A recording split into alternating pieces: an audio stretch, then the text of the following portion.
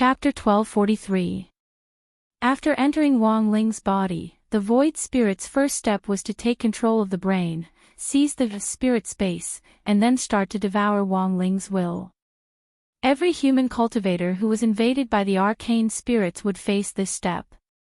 This was also one of the reasons why these human cultivators behaved so erratically and their temperaments changed so much. The invasion officially began. An ordinary human spirit space couldn't be considered big. This was related to a person's cultivation level. For example, the female teacher surnamed Lu from before had a spirit space the size of a rented apartment, which in the Void Spirit's view was so small that he couldn't even stretch his legs. But the advantage was that it was easier for him to control a small spirit space. As long as it wasn't ridiculously big, it was generally fine. Cultivators on Earth weren't ridiculously big. A true immortal spirit space was only the size of 10 football fields. Full of confidence, the Void Spirit snuck into Wang Ling's spirit space. Then, he was completely stupefied by the scene in front of him. Because the spirit space he saw was a sea of stars. The sky was full of stars and countless planets orbited here. They reflected each other's beauty and radiated dazzling brilliance, and the Void Spirit couldn't see the end of it. This was the universe. The Void Spirit was instantly scared out of his wits. How could a normal human cultivator's spirit space contain the entire universe? Wasn't this even more outrageous than their great supreme lord of the void? No, he had to get out of here as soon as possible. The Void Spirit realized that something wasn't right. He couldn't stay in this human youngster's body any longer, and had to return to the void as soon as possible to report this matter to the Lord of the Void. No one could have expected that a planet as harmless as Earth would actually hide such a cosmic-level monster, but at that moment, it was already too late. Because choosing to enter Wang Ling's body had been a mistake from the beginning. The Void Spirit thought that he could still escape, but the truth was that he had been locked in a human cage. Wang Ling's body was like the iron wall of a cage, firmly locking him inside. You can't escape. At that moment, a cold and indifferent voice rang out in the universe. It didn't know where it came from, but it seemed to be the voice of the universe itself, affecting the pulse of the universe, and the Void Spirit felt a great pressure when it spoke. A white-haired youth that was condensed from countless particles of light appeared here. You're not him. Who the hell are you? Su Ling looked at the young man in front of him nervously. Although this young man looked exactly the same as the owner of the body outside, Su Ling could still tell that they were not the same person. I am his shadow. Wang Ying opened her eyes and replied indifferently. You think you can destroy me? Su Ling ignored it. Even if you have the ability to trap me here, you may not be able to kill me. You lowly creatures. They don't know the meaning of life. Su Ling smiled. He had no physical body. Like light and wind, it was very difficult to capture, and even more impossible to kill. Only spells can defeat spells. I'm sorry to tell you that I don't have a physical body either. Wang Ying smiled. The next moment, his body quickly disintegrated under Su Ling's nose. In the blink of an eye, the black shadow pressed down, and the dazzling stars were shrouded by the endless shadow. Wang Ying disintegrated his body, forming a large-scale shadow hull that covered the sky and the earth, as if it wanted to swallow the whole universe together. The sight in front of Su Ling's eyes quickly dimmed. In a very short time, he had been swallowed by the endless black shadow. He felt as if he had fallen into a black hole. However, he was not afraid. He just felt that Wang Ying's actions were meaningless. 596 so what? Su Ling laughed. The next moment, Wang Ying said, nothing, but this way, I can kill you. He dispelled the shadow howl and looked at Su Ling, who had been coated by his black shadow. Su Ling did not have a physical body, but at this moment, after being coated by Wang Ying, everything was different. The high-level life form that they were proud of was painted with the black shadow at this moment. At that moment, Wang Ying could easily see Su Ling's true appearance. They were like silk ribbons that could extend infinitely and float in the air, giving off the feeling of the Dove chocolate commercial back then. It was only then that Su Ling realized that his noble body had been defiled, and he started to get angry. He was like an angry cat, and even the shape of his body undulated like sound waves. "What did you do to my body?" he roared as he charged at Wang Ying. Wang Ying didn't care about a mere combat strength of 2 hands. Apart from the fact that he didn't have the king's eye, his battle strength was almost the same as Wang Ling's. The Su Ling in front of him could be easily dealt with just 2 slaps, but Wang Ying couldn't really kill him. His purpose in coating him was actually to warn the Su Ling in front of him. As long as you fell into this man's body, it didn't matter what stage you were in your life form, you could still be killed and destroyed. Facing Su Ling's attack, Wang Ying calmly raised his hand, and with 15% of his strength, he accurately slapped the ribbon flying at him. The Su Ling immediately screamed in pain, and at the same time, a black substance sprayed out of his body. Wang Ying deduced that it was probably Su Ling's blood. Su Ling's blood was originally colorless, but after being coated by Wang Ying's shadow, even the blood was dyed black. "You're no longer a higher form of life. You already have color and form, and you can even be hit by me." Wang Ying looked at the Su Ling.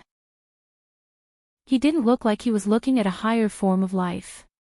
It was the look of someone staring at trash. You should have already felt the fear of death from that slap just now. Even if you were to return to the Su Ling now, your lord would only think of you as an alien, and would mercilessly erase you. These 2 short sentences made the Su Ling feel even more terrified. He completely believed what Wang Ying said. Given his current ugly appearance, even if he went back, he would definitely be ostracized. "I'll give you a chance. Answer my question. After that, I'll remove the coating on your body and let you go," Wang Ying said to the Su Ling. This Su Ling was already at his wit's end. "What do you want to ask, Wang Ying? What on earth are you looking for when you invaded Earth?" The Su Ling fell silent. He was wondering what kind of question it was. Sooner or later, this matter would have to come out in the open. As long as it didn't involve the Lord of the Void, he could answer it. "We're looking for the key to the Void Gate. Only the great Son of the Void is qualified to be this key," the Su Ling said. "Can't you open the gate? Why do you need a key?" Wang Ying was puzzled. "The Su Ling, we agreed that you would only ask one question." "Sorry, it's my fault." Wang Ying apologized.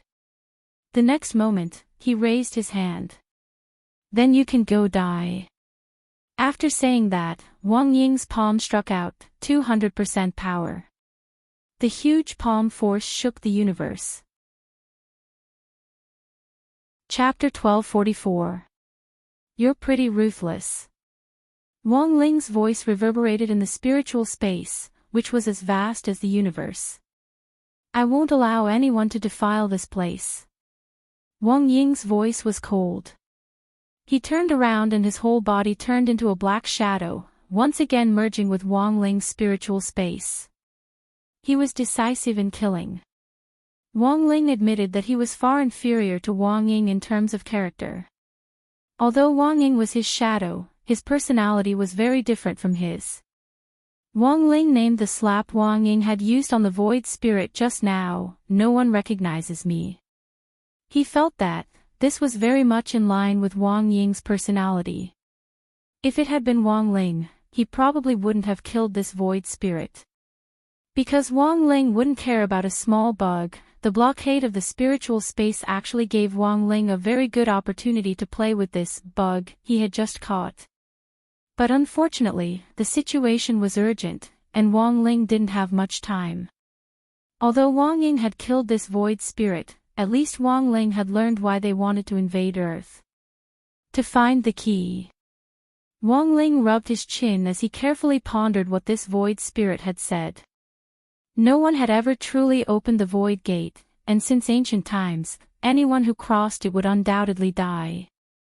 Master Li Shaokai and Li Huanran had even paid the price with their lives. If he put the whole incident together, Wang Ling felt that there might be a possibility.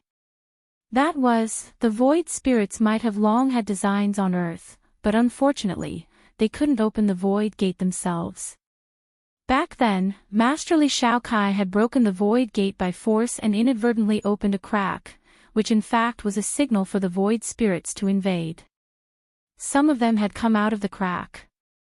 Unfortunately, it was far from enough to achieve their goal of invading Earth with just a small portion of the arcane church.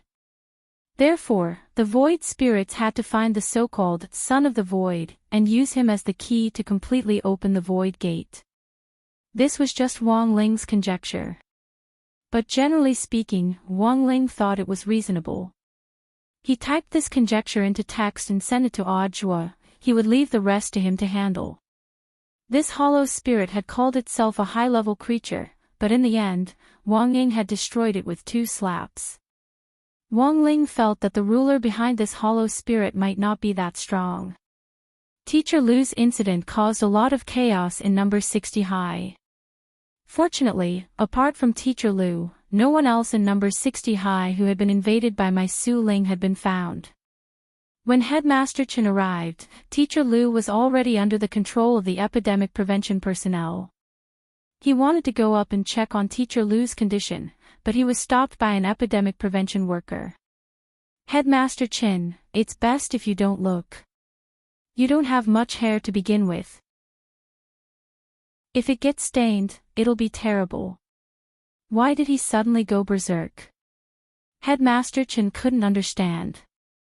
Other places have similar reactions, but it's not as serious as Teacher Lu's. It is said that the virus and reagents have an intensified reaction, causing a certain degree of stimulation to the human body. It depends on each person's degree of acceptance, the staff said. How many cases have been diagnosed? Headmaster Chen asked with concern. The anti-epidemic worker replied telepathically, currently, there are more than 1,200 confirmed cases in Songhai City, and 3,678 suspected cases.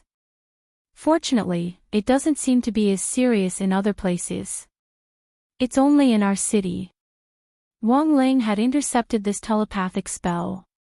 On the way back to class, Wang Ling had a new idea. Judging from the report from the epidemic prevention personnel just now, the number of ethereal invaders on Earth was still very limited, and the vast majority of them were gathered in Songhai City. Then, did this mean that the ethereal side had already locked onto the approximate location of the Son of the Void? This legendary Son of the Void. Perhaps he was within Songhai City. As expected of Shifu. Audiobook very quickly received Wang Ling's message. He praised Wang Ling for the clarity of his deduction, but it still needed evidence to support it. Those who had been detected had already been quarantined at the first possible moment. The incident with Teacher Lu served as a great warning to Audiobook. Immortal Jin Yuan and Crispy Noodles Dao Monarch had worked together to draw up a sealing talisman. The moment someone was detected, they would immediately seal them. Then, they would be directly sent into a space isolation cage that they had set up, directly preventing the ethereal from trying to jump out of their bodies to find a new host. The situation seemed to be under control. But Audiobook was well aware that this battle had in fact only just begun. If they couldn't find the Son of the Void first, and the ethereal found him first, then once the void gate opened, it would be a huge disaster for the entire Earth. Although they had already found more than 1,200 cases, this definitely wasn't all of them. They were very good learners, and after the first wave of trouble, they would definitely be on guard and wouldn't be so easily deceived again. Do you have anything to say about the Son of the Void? On the car heading towards the frontline epidemic prevention station, Audiobook asked Keon. In fact, I wasn't the only investigator who was sent to investigate this matter, but now it looks like I might be the only one who survived. The Foundation must have already found some clues. Unless we can directly find someone from the Foundation, organizing a search for the Son of the Void is like looking for a needle in a haystack, said Keon. As he spoke, he glanced at Audjua's phone out of the corner of his eye several times. He marveled at the intelligence of the person who had texted Audjua, who had caught Ethereal with their bare hands and even asked about the true purpose of the Void invasion. To Keone, this was simply inconceivable. Who on earth was this person? He was too strong. It looks like this matter is becoming more and more troublesome. Furthermore, we've already run into trouble. As Audjua drove, he looked in the rearview mirror. Behind their Wuling Hongguang van, there was a black car following them closely. Immortal Jin Yuan and Crispy Noodles Dao Monarch were currently on the front line to assist in suppressing the Ethereals, so Audjua and Keone were the only ones in the car. The other side is very strong. In the front passenger seat, Keone sensed the situation from a distance. He didn't think they would be able to handle the situation in front of them with just his and Audjua's battle strength. According to Keone's judgment, the person sitting in the black car was undoubtedly the street sweeper. It's them. They're here to avenge Snake. As soon as he said this, Audjua saw a black shadow suddenly jump out of the sunroof in the rearview mirror. The other party's jumping ability was astonishing, and it directly leaped over their van. Then, it stuck out its neck and half lay on the windshield, hanging its head upside down as it looked at them. What terrified Keone the most was, this person clearly wasn't Snake. Instead, it gave off the same scent as Snake. Chapter 1245. With deep dark circles and sunken eye sockets, coupled with his dangling red hair, Snake lay on the windshield like a ghost. The next moment, he stretched out his hand and his sharp nails directly pierced through the windshield. The entire side of the reinforced glass shattered in a split second, turning into glass shards that drifted into the air. Then, they turned into particles of light and swiftly disappeared. Audjua and Keone reacted quickly. Almost at the same time that Snake launched his attack, the two of them swiftly unbuckled their seatbelts, opened the car doors, and leapt out on their spirit swords. Who on earth is this person? Audjua stared at the young man in front of him, his eye-catching fiery red hair falling to his waist. He was bare-chested, revealing his huge muscles and the perfect lines of his muscles. It's Snake, yes, but this body definitely isn't his. Keone frowned. The aura of this resurrected Snake was many times stronger than the one Keone had known. Countless cultivators nearby were alarmed by the scene of a fierce fight on the overpass. Many abandoned their vehicles and flew away on their swords, while some passers-by also chose to call the police. Choosing to evacuate at a time like this was definitely a wise move, but in Audjua's view, there wasn't much point in calling the police. Snake's aura was already different. Even if the cultivation police sent someone over, they wouldn't be his match. Keone, have you heard of the Void? At that moment, Snake was standing on the roof of a car. He gazed at Keone, enjoying the feeling immensely. Bang! A gunshot rang out in the distance. A sniper rifle bullet formed from powerful spirit power swiftly pierced through the air and was aimed at Snake's head. Someone from the police has arrived. Audjua was startled. He hadn't expected the nearby area to react so quickly. In the face of the speeding sniper rifle bullet, Snake stood motionless. In fact, his gaze had long since come into contact with the trajectory of the sniper rifle. Spirit power bullet. Do you think you can hurt me? Snake sneered. The bullet accurately hit the spot between his eyebrows, and like a clay ox disappearing into the sea, it was swallowed into Snake's body. Devour the Void. This was a new ability he had gained after becoming a higher life form. As long as he willed it, everything that wanted to pass through his body, including spells, hidden weapons, and all kinds of flying objects, would be devoured by him and completely disintegrated. Snake could never forget the scene of him being pierced in the head by a needle when he became a human. And now, he had become a hollow spirit. These flashy feints were already meaningless to him.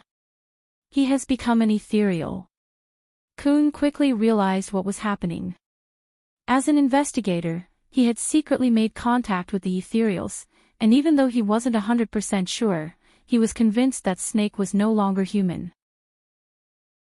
What's so good about being human?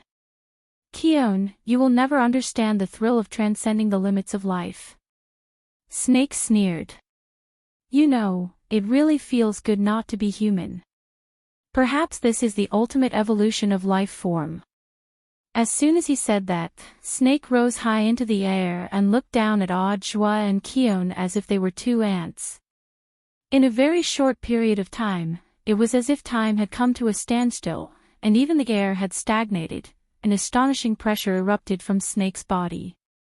With a deafening sound, the viaduct instantly broke, and one car after another sank into the soil like sand in a mudslide. Is this the power of a hollow spirit? Both Audjua and Keon were under tremendous pressure. If it wasn't for the long johns he was wearing, Audjua felt that he wouldn't be able to withstand this power at all. This pressure was different from spiritual pressure, but it was even more frightening than the spiritual pressure of an earth cultivator. For a brief moment, Audjua even felt like he was losing his mind. It's no use, a golden core cultivator. A false true immortal. He's no match for me. Snake was full of confidence. He stood high up in the sky, and his arrogant eyes were filled with disdain. It was as if he were playing with two ants. Fortunately, at the critical moment, Audjua swiftly activated the 33-path primordial chi. This was the technique Wang Ling had bestowed upon him in Chapter 679. Audjua had been painstakingly cultivating every day, constantly using the 33-path primordial chi to accumulate spirit power, and it finally came in handy at this moment. A technique to accumulate psionic powers? Snake smiled. It wasn't like he hadn't seen this kind of technique before, but it was usually stored up and released at a critical moment to gamble with one's life. After releasing all of it, one's realm would advance by leaps and bounds for a short period of time. But Audjua was only at the golden core stage, and there was a huge gap between them to begin with. So what if he released all of it? Snake looked at Audjua contemptuously, wanting to see what on earth he was up to. Open the floodgates. With Audjua's explosive shout, his aura began to surge. The spirit power that he had normally accumulated in his golden core was now gushing out like a tide. Until this moment. Keon frowned as he sensed that something wasn't right. A heavenly Tao technique. He started to be astonished by Audjua's 33-path primordial chi.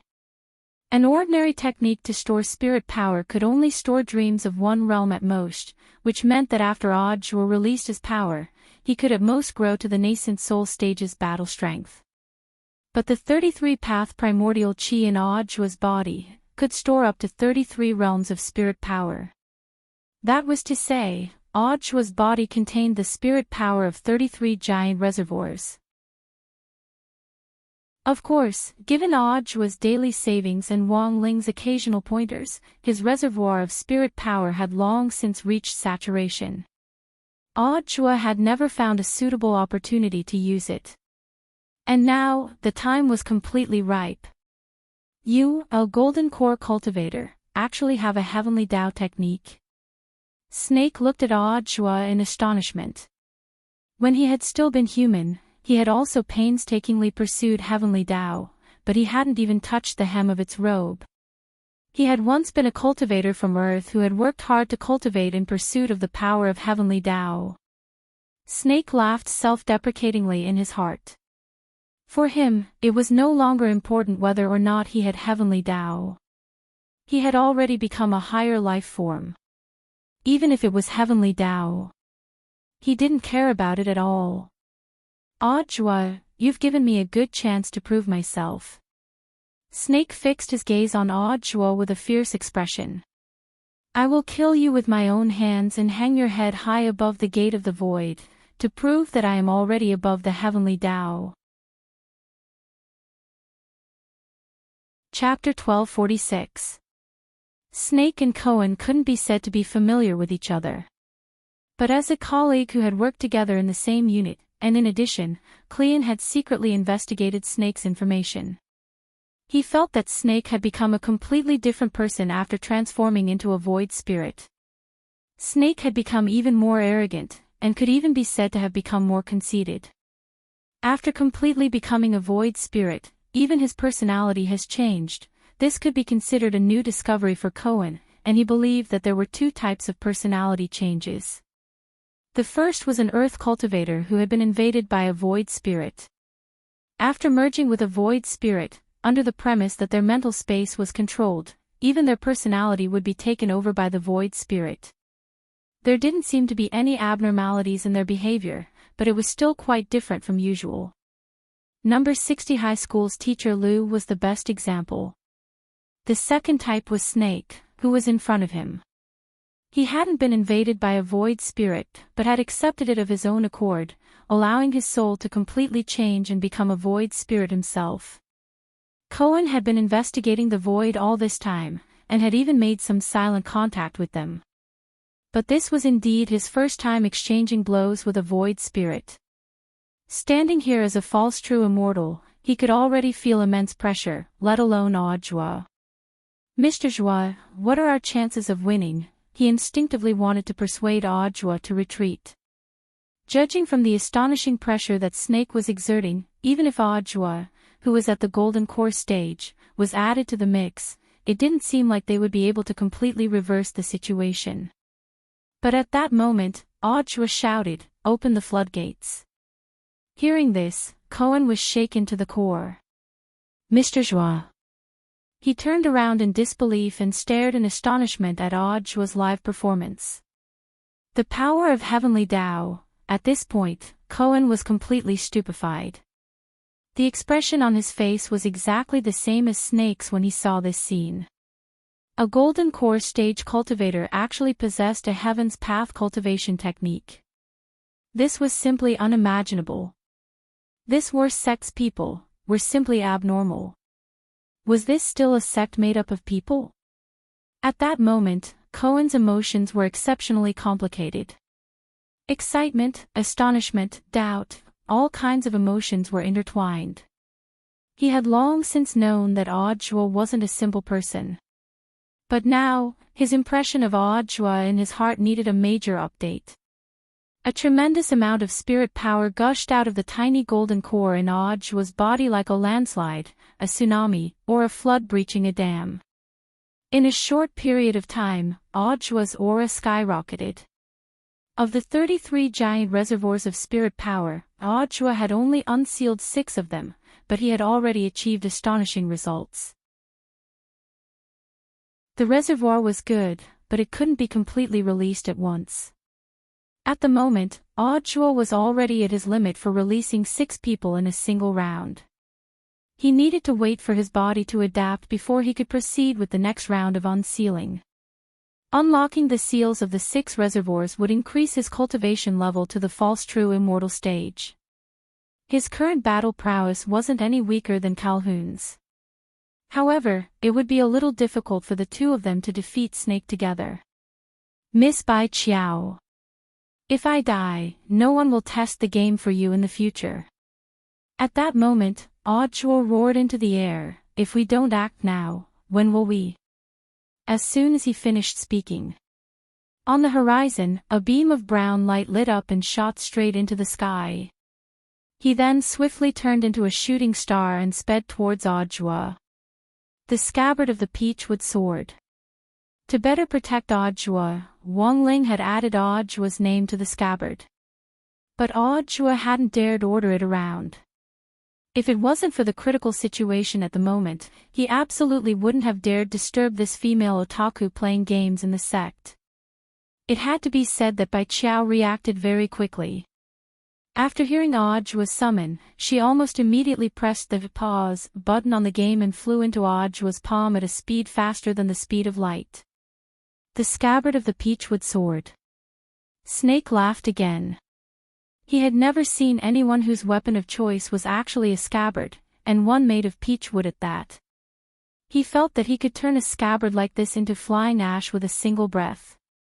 Snake had thought that Audjua would take out something amazing. But he was greatly disappointed in the end. Audjua, it seems your performance is over. It's my turn now. In the air, Snake spread his arms, and Audjua could see an invisible mass of energy seemingly gathering in his palms. This was a super dense mass of energy. The moment Snake condensed it, the energy was extremely dense. The space nearby couldn't bear the pressure and started to tear apart. This was a variation of the void-devouring skill. Anyone who came into contact with this mass of energy would instantly disappear. Devoured by the void. So in Snake's view, no matter what Audjua took out, it would be of no use. What was more, what he had just summoned was a scabbard that looked absolutely useless. Audjua. Crawl for me. Snake laughed out loud. The next moment, he pushed out with both hands and actually took the initiative to stuff the void energy mass into the space fissure. Before Audjua could react, in the blink of an eye, two energy masses surrounded him from both sides, trapping him in the middle. This was Snake's ability to use the energy mass's ability to devour space to achieve this instantaneous effect. Oh no! On the side, Kuhn's expression changed dramatically. No matter how fast Audjua reacted, there was no way he could stop this kind of encirclement. In a moment of desperation, Kuhn sent out a wave of spirit power from his hand. He wanted to send Audjua flying. In order to break free from the encirclement of the energy masses. But Snake's target wasn't just Audjua. Kuhn, crawl for me too. He sneered and used the same trick. Another two balls of void energy that could devour everything locked onto Cleon's position. In Snake's view, this was already a sure win. His mission was actually to kill Kuhn. Audjua was just a buy one get one free bonus. He was an important figure in Battle's sect. By killing Audjua, he could prove that he was above the heavenly Tao. And in doing so, he could challenge the entire Battle sect. He could wipe away the humiliation of being stabbed to death by a flying needle in front of Battle sect's mountain gate. But in the next moment, something unexpected happened. Just as the two void energy masses were about to collide, Audjua and Kuhn's positions suddenly shifted backward, and in the blink of an eye, shifted several coordinates. When the void energy masses collided, there was a loud explosion, and two huge wormholes appeared. Audjua heaved a slight sigh of relief. At long last, he had dodged this calamity. Ever since he had noticed Snake's ability to devour space, Audjua had been on high alert. So the instant Snake condensed the energy mass, at the same time, Audjua was ready. He used Bai Qiao to cut off a section of space to achieve the effect of teleportation.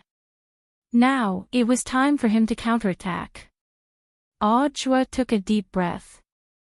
In the air, he swiftly assumed the posture of throwing a javelin, and abruptly threw Bai Qiao out of his hand. This was an attack aimed directly between Snake's eyebrows. Audjua, there's no way I'm going to fall in the same place. In the face of this attack, Snake appeared very confident, and couldn't stop laughing wildly. His body had changed with this attack, and anything that got close to him would be devoured clean by the void. He even took the initiative to stick his head out to meet Bai Qiao's attack. He was going to devour the entire scabbard. Then, in the next moment, there was a splat. There was a sound. Bai Qiao turned into a stream of brown light and pierced Snake's head again. Chapter 1247. It was a familiar scene, and the same way he died. Snake's eyes widened in disbelief at what was happening in front of him. Impossible. I am a great citizen of the void. Before he died, Snake used the last of his strength to say his last words. Then, there was a huge explosion in the sky. The nearby space was destroyed along with it, forming a massive wormhole. This was an explosion that occurred after a hollow died, and it was extremely powerful. Any cultivator from Earth below the level of true immortal would undoubtedly die in the aftermath. Looking at this, Audra and Keon trembled. This was yet another discovery about the hollow. Without a physical body, a pure hollow wouldn't explode after death. But if an Earth cultivator who had been invaded by a hollow died along with it, it would cause an explosion similar to a backlash from the void. So if they wanted to kill a hollow, the safest way was to force the hollow out of the human body, and then think of a way to kill it. Audra felt that it was necessary to report this to the front line. If the arcane church decided to give up, the cultivators on Earth who had already been invaded would be natural time bombs. Mr. Keon, do you have any impression of the person Snake is occupying? Audra took out the notebook in his suit jacket. Using the impression projection spell, he projected Snake's changed appearance onto the notebook. Audra was already very familiar with this impression projection spell. A person with a rich imagination could even use this technique to create a comic, and it wouldn't be a dream at all. He could go wherever he wanted to go. I never thought Snake would actually give up his human identity and become a hollow. Keon sighed endlessly. Staring at Audra's portrait, he made a simple deduction about Snake's situation. After his first death, he must have used some method to become a hollow. Then, he invaded this man's body. This man. I seem to have seen him somewhere before, but I'm not too familiar with him. Could he be someone from your foundation? I know most of my colleagues in the foundation, but I've never seen this person. Keon shook his head. Unless what? Unless he's one of the 7 great envoys behind the scenes of the foundation. One of the 7 great envoys. Audra mused. Indeed, the possibility of this inference could not be ruled out. Even putting aside the fact that Snake had become a phantom, Audra and Keon had to admit that the owner of this body that Snake had found was very strong. This could be seen from the quality of his physical body. Snake was not a random target to invade. There must be a mastermind behind all of this. At this moment, the blasted wormhole in the sky was gradually shrinking. Spatial cracks have a self-repairing mechanism, but this repair is very slow. For a wormhole like this, it would take at least a day for it to completely recover. Audra saw that the police officers in the nearby area had already arrived on spirit swords and were holding immortal leftovers.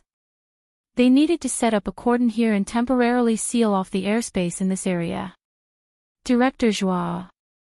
A team leader of the cultivation police officers approached Audra and bowed respectfully in front of him. I'm in such a disguise, you can still recognize me. Audra was astonished. The main thing is that the criminal who self-destructed just now screamed very loudly. Hearing this, Audra smiled. I'm already wanted by the Straits Alliance, aren't you going to arrest me? I wouldn't dare. The team leader shook his head. From the beginning, I felt that there was some misunderstanding, or perhaps it was a setup. Director Joie has made outstanding contributions, how could he have killed Warden Liang? Audra secretly breathed a sigh of relief at this team leader's words. He felt very lucky to have run into a reasonable person. If he had run into some sort of iron blockhead, there would have been no way to clean up this matter. I still need to go to the front line, so I'll have to trouble you to keep my matter a secret, brother. Audra patted this team leader on the shoulder. Oh, that's right, brother, what's your name? My name is Lu Liang. The team leader with the surname Lu saluted again. Audra nodded and cupped his fists together with Keon. Then I wish Captain Lu good luck. Good luck. Captain Lu saluted back. Because his appearance had already been exposed, Audra changed his appearance again before he left. This time, he was even uglier than Kushuan's previous appearance. As he left, the team leader called Lu Liang called out to Audra again. Director Joie, we found this. We don't know if it's something that Director Joie abandoned. Lu Liang handed over the item. It was a round pearl the size of a palm that gave off a brilliant light. Audra sniffed it, and was surprised that it actually had snake scent on it. This might be the key to why Snake was able to become a hollow spirit. Keon narrowed his eyes and spoke to Audra telepathically. Taking the pearl, Audra once again thanked this attentive Captain Liu. Then, he and Keon turned into two long rainbows and disappeared into the sky. Gazing at Audra's disappearing figure, Lu Liang waved excitedly in farewell. He had been an Audra fan for a long time. Meeting his idol made him feel as if he had instantly become the happiest person in the world. Captain Liu, the area has basically been cordoned off. Now we're going to tally the casualties. I'll handle this part. Lu Liang nodded and said. He felt that it was better to do some things himself. Many of the police officers in their area were Audra's fans. Who knew what kind of outrageous things these people would do to protect Audra, but he was different. He was a rational fan. It would be a little too fake if he completely covered up the matter. Lu Liang had already thought of a very good way to cover for Audra while also handling this matter seamlessly. Nowadays, even if you wanted to protect your idol, you had to be careful. Otherwise, it might attract even more trouble. It should be noted that it was not uncommon for fans to act like idols on the internet. Director Zhua, watch me. Lu Liang looked in the direction Audra had left, full of confidence in himself. Elsewhere, on his way to the epidemic prevention station, Audra received news from Battle Sect's intelligence department. The result was just as Keon had expected. It's just as you thought.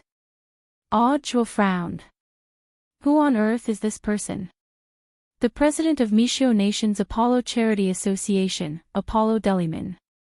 And this person's true identity is the Sun emissary of the Foundation's 7 major ambassadors. It's actually him. Now, Keon finally recalled the identity of this person. He sighed. Apollo Deliman, this is a man with a strong sense of justice. The charity association he established spends a lot of money every year to help people in distress. He's indeed like the sun, radiating his own light and heat.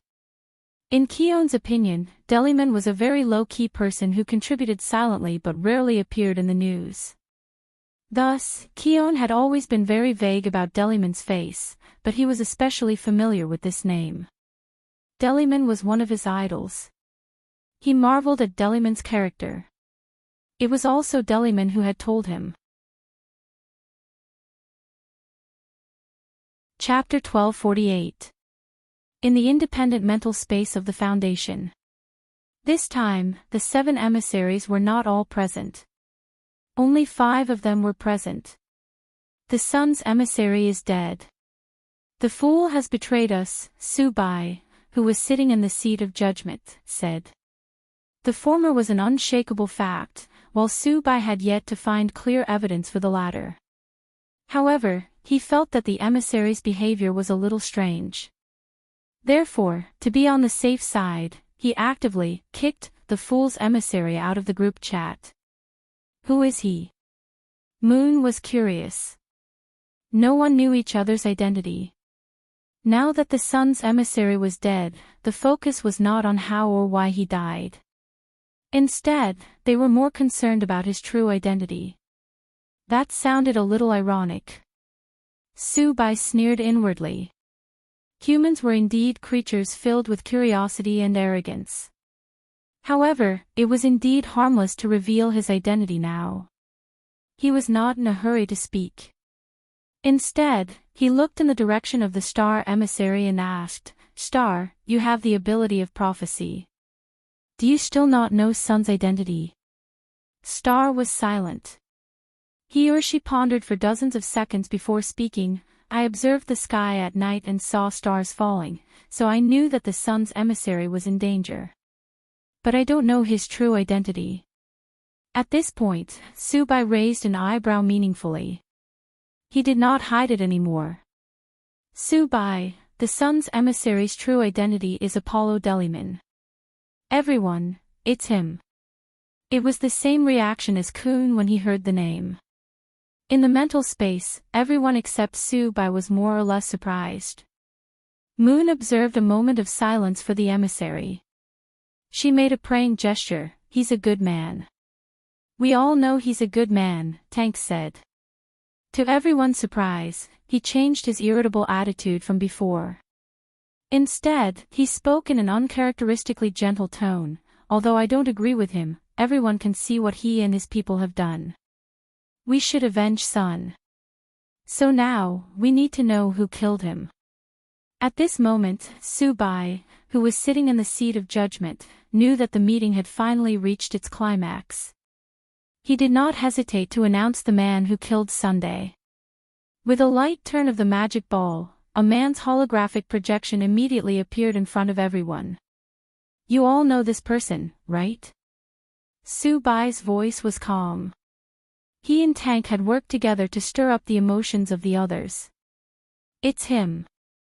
Audiobook." Tank angrily pounded the table. In fact, he already knew the answer last night.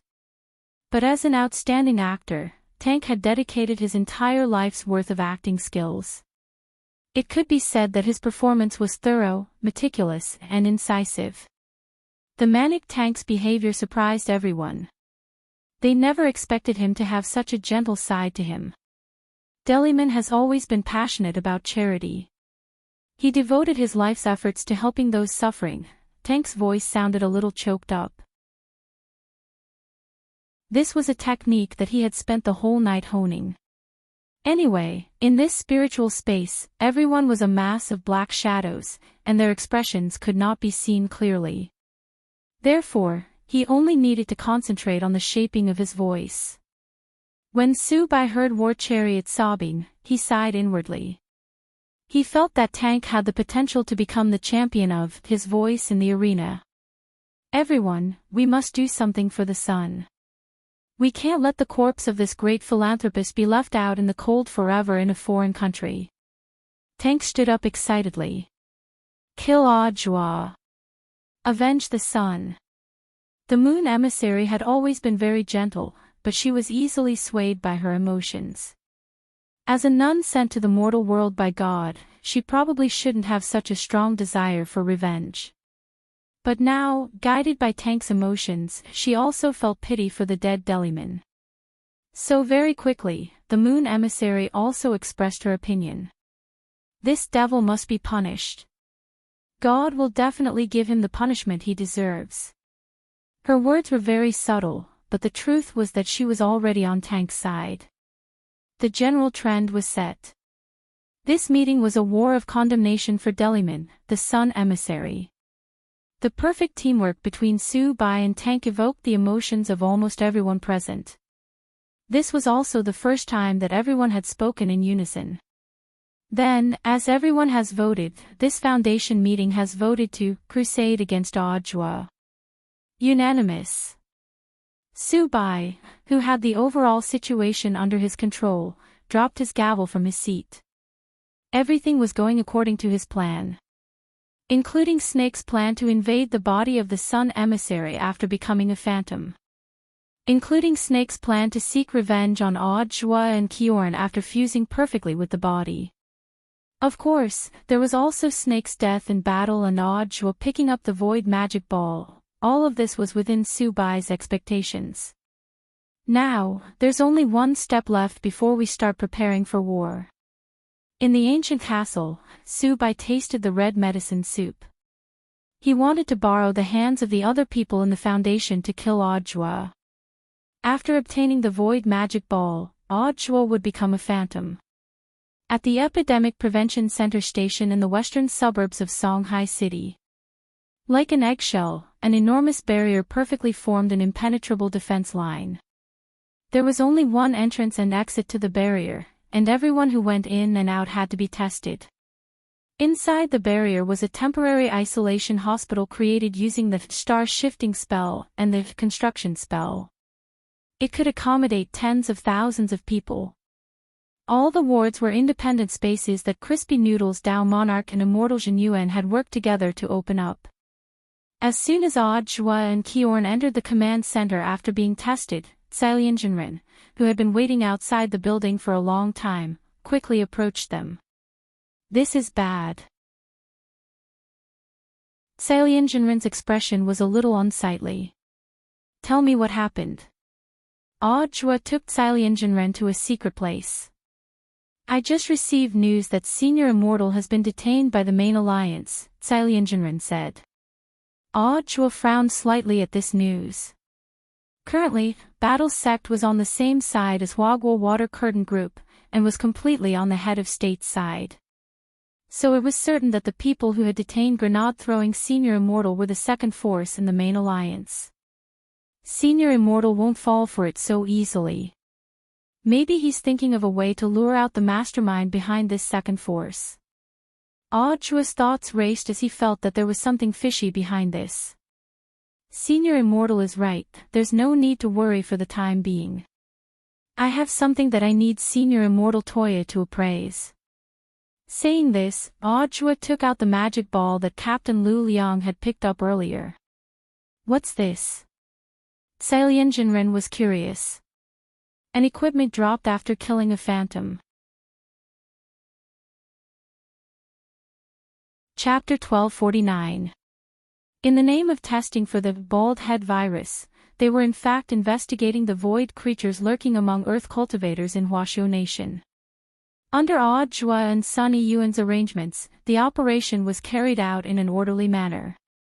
The first front line of epidemic prevention was set up all over the country, and Songhai City currently had the highest concentration of void spirits. Wang Ling saw that the number of confirmed cases was still rising. In the afternoon, there had clearly been just over 1,200 cases, but in the evening, there was already an extra 0. On the internet, people were panicking over the new bald head virus. Wang Ling glanced at the class group and saw that Super Chin, Hero Gua and a few others were openly discussing this matter. There weren't any teachers in this group, and it was a group set up by the students in class. "I heard that we'll be attending classes at school tomorrow. I wonder if it's true." "Don't be happy too early. Classes are suspended, but school isn't suspended. Old Pan will definitely give us a lot of homework. It's better if teacher stays at home now. Masks are already out of stock, you can't even buy them. There are also some people who are secretly raising the price. Shameless. It's fine if it's 1 or 2 yuan more expensive, but it's too outrageous." There were bound to be complaints. After all, the emergence of the bald virus had disrupted everyone's normal rhythm of life. It was indeed very comfortable for Wang Ling to stay at home. But this wasn't the peaceful life he wanted. So Wang Ling had already intervened. He hoped that this matter would pass as soon as possible.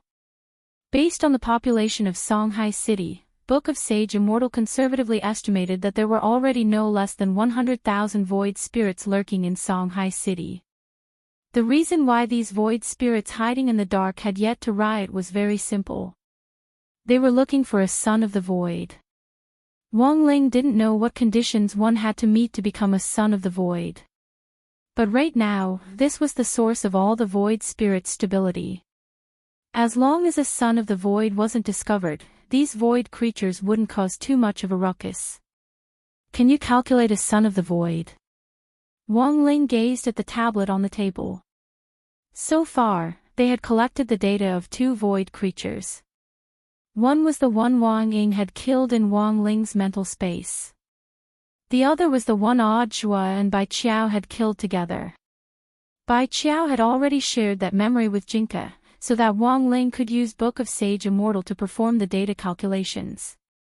However, it was clear that the data of the 2 void creatures was still a bit too much for Book of Sage Immortal. "My lord, I can only try my best. This is my first time learning about the creatures at the gate of the void, so I don't know much." "Okay." Wang Ling wanted to laugh in his heart. To be honest, he rarely saw Book of Sage Immortal being defeated. Among all the spiritual monsters that he had enlightened, only this iPad felt that it was intelligent. It often thought itself to be smart and even made decisions for him on its own. Thus, Wang Ling had long planned to send Book of Sage Immortal away. If it hadn't been for the invasion of the void this time, he would probably have sent it away by express delivery long ago. This time, the Book of Sage Immortal took a longer time to search. During this period, he also did a lot of other things. He did a set of 3-5 exercises. After he finished looking at the person he was chasing, he cast his monthly recommendation vote. He used the small amount of pocket money that Father Wang had embezzled to donate to a trustworthy charity. My lord, I've basically finished searching. Judging from the results of the search, the sons of the void that the hollow spirits are looking for are actually preparing for an invasion. There should be 2 real sons of the void. Both of them are the key to opening the gate of the void, and neither is missing, Book of Sage Immortal replied. What's the purpose of the invasion? Wang Ling asked telepathically. These hollow spirits thought they were superior to others, but wanted to invade Earth. To Wang Ling, this was unthinkable. There's a 37% chance that they want to occupy Earth. There's a 31% chance that they intend to transform Earth into a void farm to breed void creatures in batches for the hollow spirits to devour. There's a 23% chance that they want to use Earth as bait to disguise themselves as humans to lure other advanced creatures to attack Earth. They will then devour those advanced creatures in order to pursue a higher form of life. Judging from the memories of the 2 dead hollow spirits, the void creatures behind the gate believe that their current form isn't perfect, and that they can go one step further and evolve. There's a 9% chance that they want to attract the attention of the heavenly Tao. There's a less than 0.1% chance that they want to kill a certain short and mischievous author. Wang Ling, Book of Sage Immortal, but no matter what their purpose in invading is, opening the gate of the void is a crucial step that they must take. Because even the Lord of the Void doesn't have the ability to open the gate. No ability to open the gate. Lying on the ground, Loopy Toad laughed. Isn't the world behind the gate their home? Why would they dislike staying at home? Book of Sage Immortal, the world behind the gate is heaven for the hollow spirits, but after staying in heaven for too long, they'll always feel tired and want to go out in search of new stimulation. It's like the students who are stifled at home during the pandemic and look forward to the day they can start school. At home, they have to abide by the rules and regulations. Although they don't have to worry about food and clothing, they have to be careful every day. At the same time, they also have to be careful not to talk back to their elders. So going out is also a way for the hollow spirits to release themselves. This reason sounded a little real to Wang Ling. He felt that it was a portrayal of reality. Of course, everyone's thoughts were different. Some people might want to take a few more days off, while others wanted to return to school as soon as possible. But no matter what kind of thoughts they had, everyone's thoughts were the same. They hoped that this unexpected disaster would pass as soon as possible so that everyone could live a safe and healthy life. Book of Sage Immortal. In summary, according to the information we've obtained so far. Currently, there are 6 people who are most suitable to be chosen by the Arcane Church as Children of the Void. The probability of these people being chosen is 50-50. I still need more samples from the Arcane Church to verify this. Then, Book of Sage Immortal reported the following 4 names. Some of them were people he had heard of before. Gao Tianming, the captain of No. 1 Devil Subduing High School when our Lord participated in the 9 Dragon Mountain National Body Technique Competition. Jiang Xiaoche, Huaguo Water Curtain Group Sun Yiyuan's personal secretary. Xiang Haitao, general manager of Songhai City Xiang Family Waste Recycling Technology Company Limited, Xiang Haihua's eldest son, and has a long-term partnership with Sun Yiyuan.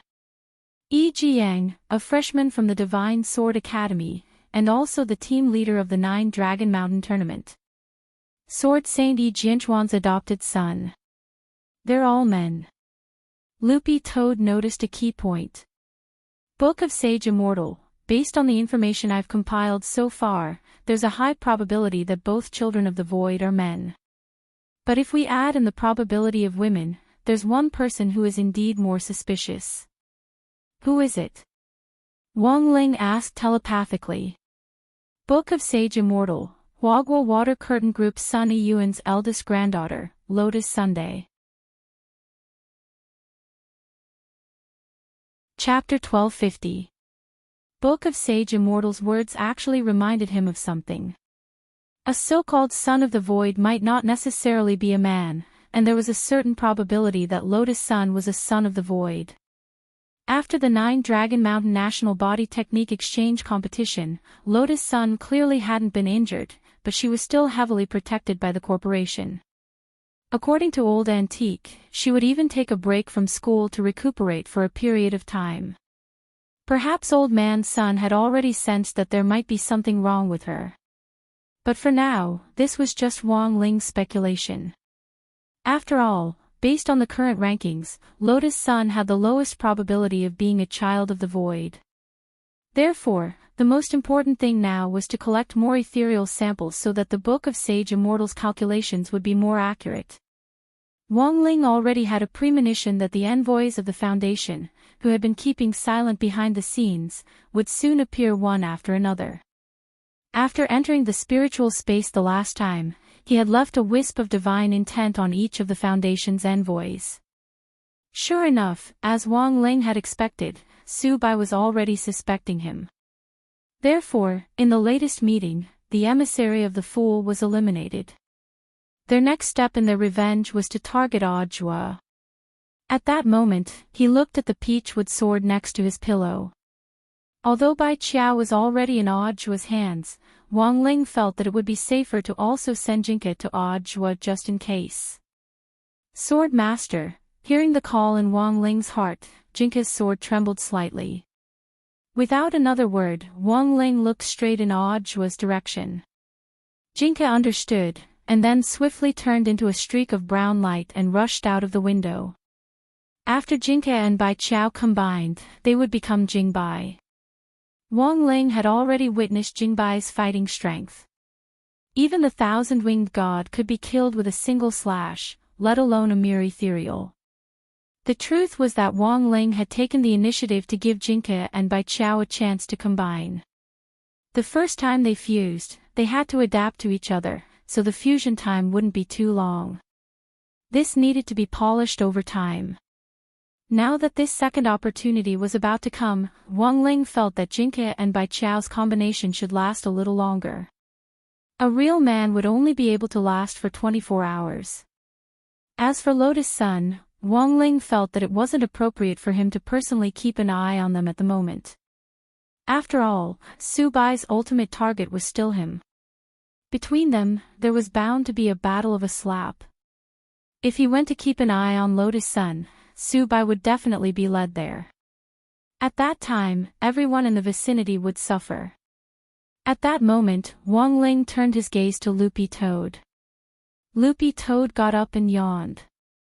Got it, I'll keep an eye on it. Loopy Toad had to help. The main reason was that he felt that Wang Ling had indeed been very tired recently. His little master still had to deal with exams and homework, and he also had to worry about the people and fight against the aliens over there. It was really not easy. Elsewhere, Songhai City's western suburbs' first epidemic prevention station command center.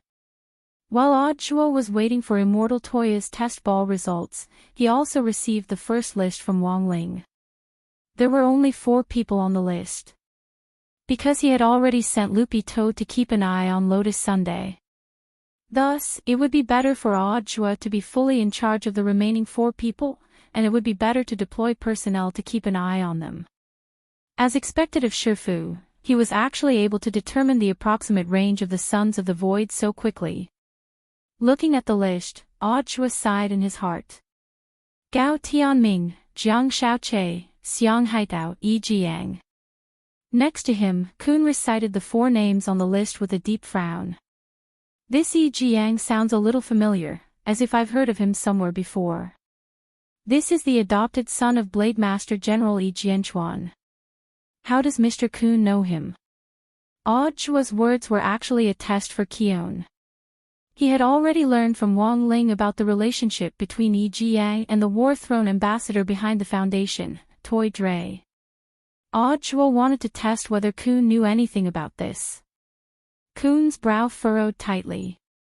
I once inadvertently saw this name on a file submitted by a colleague. That's right. I can't be wrong. I remember that Toi Dre, the old CEO of a multinational spirit sword manufacturing group, once commissioned our foundation to investigate this person called Yi Jiang. Hearing this, Chua was stunned. He secretly marveled at the boldness of this War Throne ambassador. He was clearly a foundation's ambassador, but had taken the initiative to reveal his true identity and instead commissioned the foundation to investigate his illegitimate son. What a good plan. Chua couldn't help laughing in his heart. The identities of the 7 ambassadors of the Foundation were all confidential.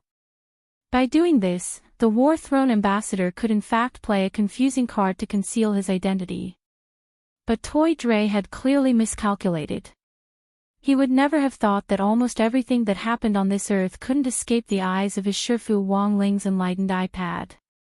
I'm very happy that Mr. Kun isn't hiding anything from me. So I've also decided to tell Mr. Kun something. At that moment, Chua looked at Kun and said, actually, this Toi Dre is the War Throne ambassador behind the foundation. Kun was greatly alarmed by this news. The War Throne ambassador was actually Toi Dre. More than once, they had speculated that someone inside Huaxiao National Union might be secretly colluding with the foundation. If Toi Dre was the War Throne ambassador, and there was a connection between him and Yi Jiang. And Yi Jiang himself was General Yi's adopted son, looking at all the evidence so far, General Yi's suspicions were very high. He's a blade master, Kun found it a little hard to believe. Even as an outsider, he felt that all this was inconceivable. I know. Chua nodded. This was a person who had once made great contributions to Huaxiao Nation. He had outstanding merits and was loyal, and there was almost no possibility that he would betray the Union. However, a large number of facts showed that General Yi was indeed very suspicious. We only follow the evidence and facts. At that moment, Chua sighed emotionally. I'm also a fan of His Excellency Blade Master. I don't believe he would do something like that. But Mr. Kun, have you ever thought that there might be another possibility? When Chua said this, Kun was suddenly enlightened, and his blue eyes widened in astonishment. You mean? I suspect that Blade Master might have already been invaded by the void. Chua frowned deeply. This was the only reasonable explanation he could think of at the moment. But if that was the case, the situation would become very troublesome, given General Yi's own battle strength, coupled with the power of the hollow spirit in his body, he might be even more astonishing than snakes. The key was the way they had handled General Yi. Given Blade Master's realm, the hollow spirit that had invaded his body wouldn't be as easily shaken as it had been with Teacher Liu from number 60 high school. Given that he wasn't completely confident that he could force the hollow spirit out of his body, Chua could only think of one way. And that was kill Blade Master. Chapter 1251. Killing the Sword Saint was a decision made out of desperation, but whether or not he had the courage to carry it out was another matter. This was a matter of great importance, and Chua didn't dare act rashly. Furthermore, Senior Immortal from the Union had been detained, so the second wave of power in the Union was represented by Blade Master. Given Senior Immortal's strength, it was impossible for him not to have sensed General Yi's abnormality. It was likely that they were still in the middle of negotiating. At this point, the situation gradually became clear, and Chua now began to understand why the head of state had chosen Huaguo Water Curtain Group. The fact that one of the 10 generals had been invaded by the void was a serious matter of utmost secrecy. If the head of state had chosen to act directly, it might have exposed this matter even more quickly or even blown up. Once it got out, some unscrupulous media in the border country would exaggerate, add fuel to the fire, and create a story out of nothing, which would definitely cause a certain degree of panic. Thus, this matter could only be handled coldly by a third party. It was just that the head of state had overlooked one thing, and that was Battle's sex variable. In this silent war, Battle's sex blade had not only directly disrupted this barbed wolf inside the Union, it had also disrupted the rhythm of the entire Foundation. But the head of state didn't stop Battle's sect. The fact that Battle's sect could form an alliance with Wagwa Water Curtain Group so quickly meant that it had probably received the head of state's instructions behind the scenes. This was good news. It proved that the head of state still had a positive attitude toward Battle's sect's current joint operation with Wagwa Water Curtain Group. Mr. Joie, what should we do next? Seeing Audra frowning in thought, even if he didn't say it now, Keon could imagine the tangled web of relationships behind it. Stay here and wait for the results, Mr. Keon. Once the Magic Ball's investigation report comes out, find a way to let me know, Audra said as he looked at Keon. Then where are you going, Mr. Joie? May Shifu deduced that the Foundation will definitely come looking for me for revenge. I have to get out of here quickly. Because of Snake. I'm afraid so. Audra nodded. Judging from the information provided by Wang Ling Shifu, the Foundation's envoys were on their way. Tonight at the earliest, tomorrow morning at the latest, the experts dispatched by the Foundation would all arrive. After saying goodbye to Snake, Audra returned to the place where his dream had begun. Songhai No. 60 High School. Tomorrow, all the schools in Songhai City would be closed for 3 days, and all the teaching staff would be evacuated. Now that the school was empty, it was the perfect place to fight. At that moment, Audra held Jinka in his left hand and Bai Qiao in his right. He sensed the immense spirit power emanating from the sword, which was like a tsunami of stars. After carefully sensing it, Audra actually saw the endless dazzling Milky Way ribbons, although he had only heard Shifu Wang Ling talk about it once. After experiencing it for himself, he indeed couldn't find any words to describe this enormous power. Lady Bai Qiao, sorry to trouble you. Before stepping into the teaching building, Audra waved his hand and Bai Qiao flew into the air. The cage of the scabbard was ready, and he would not let any of the offending enemies leave alive. Those who offend my Huashuo nation will be punished no matter how far away they are.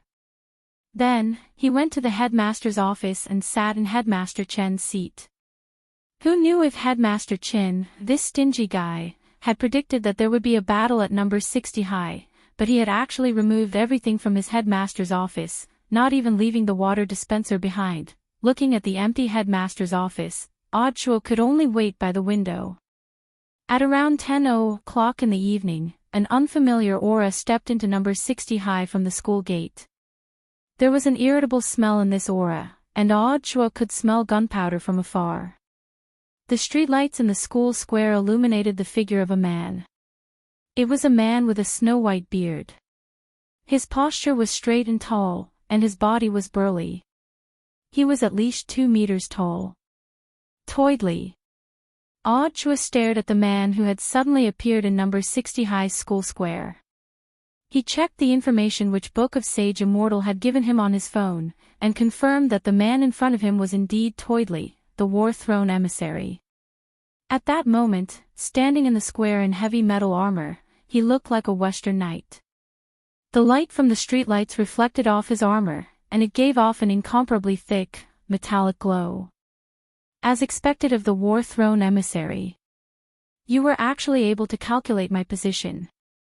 Although Audra had been certain from the beginning that the Foundation definitely had a way to find him, he was still a little surprised to see this War Throne emissary appear. It was the Star Emissary who calculated your position. Toidly laughed. By killing the Sun Emissary, you have offended the entire Foundation. Do you think you can get away with it? In fact, your actions are also a declaration of war against the League of Nations. Apollo was a good man, and indeed didn't deserve such a fate. Audra stared at Toydley and sighed. It looks like you don't know what on earth happened to Apollo. Toydley shook his head, and had no intention of listening to Audra's explanation. I've long heard of your reputation, but it turns out that you're not far from what I imagined. Not only is your realm low, you're only at the golden core stage, and you have a glib tongue that makes people laugh. I realize that the people of your foundation speak Mandarin very well. Audra chuckled. All the cultivators of the League of Nations are proficient in the 8 languages, Toydley said confidently. I used to have a lover who was a citizen of your Huashu nation. You should know, Mr. Toydley. The lady you're intimate with gave birth to a son for you. Audra stared at Toydley. He didn't intend to beat around the bush, and directly laid his cards on the table. You even investigated this foreign illegitimate child. What does that have to do with you? Toydley snorted. I'm warning you, Audra. This has nothing to do with me. I've done everything to ensure your safety. It's that scheming woman who wanted to cling to me. That's why this accident happened. That's right. It must have been that woman who poked a hole in my little umbrella. She was the one who seduced me. Audra's face gradually turned gloomy at these words. Do you know, Mr. Chariot? What I hate the most in life is people like you who shirk responsibility and don't take responsibility. Audra raised Jinka and pointed the tip of the sword at Toydley. You are indeed my senior in cultivation. But whether or not a person can shoulder the responsibility has nothing to do with age. Do you think you can kill me with a wooden sword? Toydley sneered. Wrong, I'm not going to kill you. Audra shook his head. I'm going to completely destroy you, soul and body. Chapter 1252. Even if Toydley said he looked down on Audra, but in reality, from his furrowed brows, it could be seen that he did not take this battle lightly. Apollo lied man, the sun messenger, had died at Audra's hands. Tank couldn't help pondering how Audra had defeated the sun emissary when there was also a huge disparity in their realms. As a swordsman, Tank unsheathed his silver greatsword from his waist. The full name of his sword was Silver God of War, or Silver God. Tank's expression was unperturbed. After his experience fighting the hollow spirits, he could now tell whether a person had been infected by the hollow spirits from their aura. Of course, this method might not be completely accurate. However, the war chariot's aura was stable, and its breath was filled with dense spiritual energy. There was a clear difference between him and the inhuman snake. Thus, the chances of the war chariot being infiltrated by the hollow were very low, but Audra still felt a little uneasy. He stared at the greatsword in Tank's hand that emanated thick silver radiance and frowned slightly, instinctively sensing that something was not right. Your sword. Audra felt that there was something wrong with this silver greatsword, but he couldn't put his finger on it. Anyone can talk big. Today, you will die for sure. The star emissary calculated that I have a 95% chance of winning this battle. At this moment, Tank was wielding the silver greatsword. He raised it high and slashed in the direction of the academic building. The 10-meter-tall silver sword chi slashed out, creating an earth-shattering sound. The ground was split in two. The entire school building was cut in half in an instant, and then it collapsed, the rubble and debris splattering everywhere. With just one slash of Tank's sword, one of number 60 High's school buildings was razed to the ground and reduced to rubble. Standing in the ruins, Audra looked around. Only then did he realize that it wasn't just the principal's office. All the desks and chairs in the classroom, as well as the equipment used in teaching, had been cleared and taken away. It seemed like Headmaster Chin had long predicted that there would be a battle today. Thus, he thought that he could take advantage of this battle to give number 60 High a free demolition. At that moment, Audrey marveled in his heart at Headmaster Chen's calculations. It was really scary to have such an economical man as the principal, but the truth was that he and Headmaster Chen had a tacit understanding. This was also the reason why he had chosen number 60 High School. Number 60 High's renovation was imminent. If the old didn't go, the new wouldn't come. Hiring someone to demolish the house would cost extra money, so it was better to do it this way. After that strike, Tank stared at Audrey, who was standing in the rubble. That strike just now was so powerful that it could split the land within dozens of li in two, let alone destroy a school building. But what surprised Tank was that his blade aura was blocked by a barrier when it reached the back of the teaching block. Then, his powerful sword chi melted into the barrier like a clay ox disappearing into the sea. What was that thing? The war chariot emissary felt a little apprehensive. After seeing the silver greatsword's astonishing destructive power, Audrey was glad that his plan to have Senior Bai Chiao turn into a sword sheath cage to surround number 60 High School had been correct. This cage could only be entered, but not exited. Moreover, it could block all the energy, preventing their battle from spreading to other places. As expected of a foundation under the alliance. Any random emissary has the battle strength of a true immortal. Audrey just smiled faintly. In all fairness, I think SBP is a very promising organization. You once established this foundation to expose the truth. But now, you've deviated from your original intentions and have become an organization that buries the truth. If everyone in your organization was like Mr. Klein and had the sincerity to pursue the truth, there wouldn't be so many problems now. Hearing this, Tank was blank and didn't say anything. Indeed, he couldn't refute Audrey's words. But in this world, people would die for wealth, just as birds would die for food. Who could be completely virtuous? Now that the world is suffering from the disaster of the Void invasion, the foundation that was supposed to expose the truth has chosen to pretend to be deaf and mute. Let me ask you, Mr. Tank, do you know nothing at all? The so-called true immortal is just a name for a realm. You call yourselves immortals, but you may not have the strength of an immortal. Audrey's words finally caused Tank's expression to change drastically. In a few words, Audrey had already poked at Tank's sore spot. You say I'm not an immortal. I actually say I'm not an immortal. He was so angry that he was almost trembling, as if he had suffered some great humiliation. His furious gaze pierced through the silver helmet and landed directly on Audrey's face, making him feel a little itchy. Audrey, you're definitely going to die today. The next moment, Toydre took a deep breath. He brandished the silver greatsword and then abruptly thrust it into the ground. Tremendous spirit power fluctuations instantly spread out, and then gradually solidified in the air. It was a group of snow-white Cheelants wrapped in impenetrable silver armor. Is this the sword spirit of the Een God Greatsword? Audrey's pupils contracted slightly. This sword spirit was extraordinarily huge. At least to Audrey's knowledge, this sword spirit's size had already exceeded the norm. From a distance, it looked like a monster that had landed on Earth from another planet.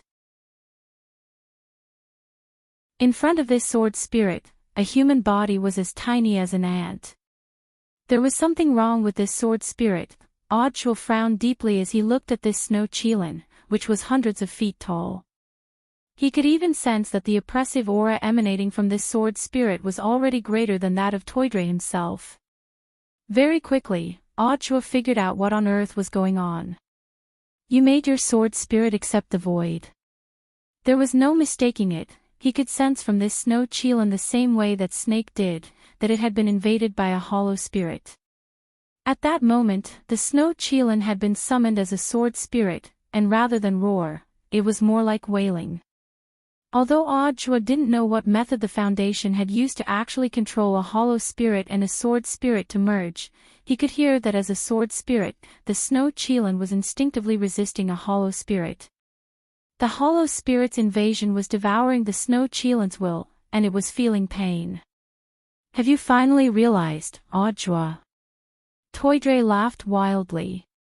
At first, I wasn't going to use this trump card, because the fusion between my sword spirit and the hollow spirit isn't perfect. It's very easy for it to go berserk.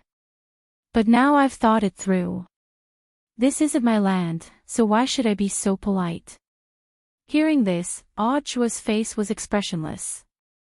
Everything was just as he had thought. Not only did the Foundation have a lot of information on the hollow spirit, it now looked like they even had secret experiments on them. They had actually turned around and used the hollow spirit to merge it with a weapon spirit, thereby multiplying the power of a magic weapon by tens of thousands of times. Feeling the sword spirit monster which he had created with his own hands, Toydre stared at Audjua and smiled sinisterly.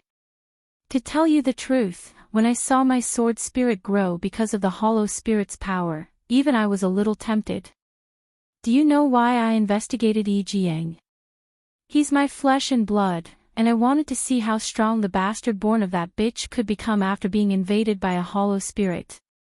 Hearing this, Audjua spat on the spot. This scum.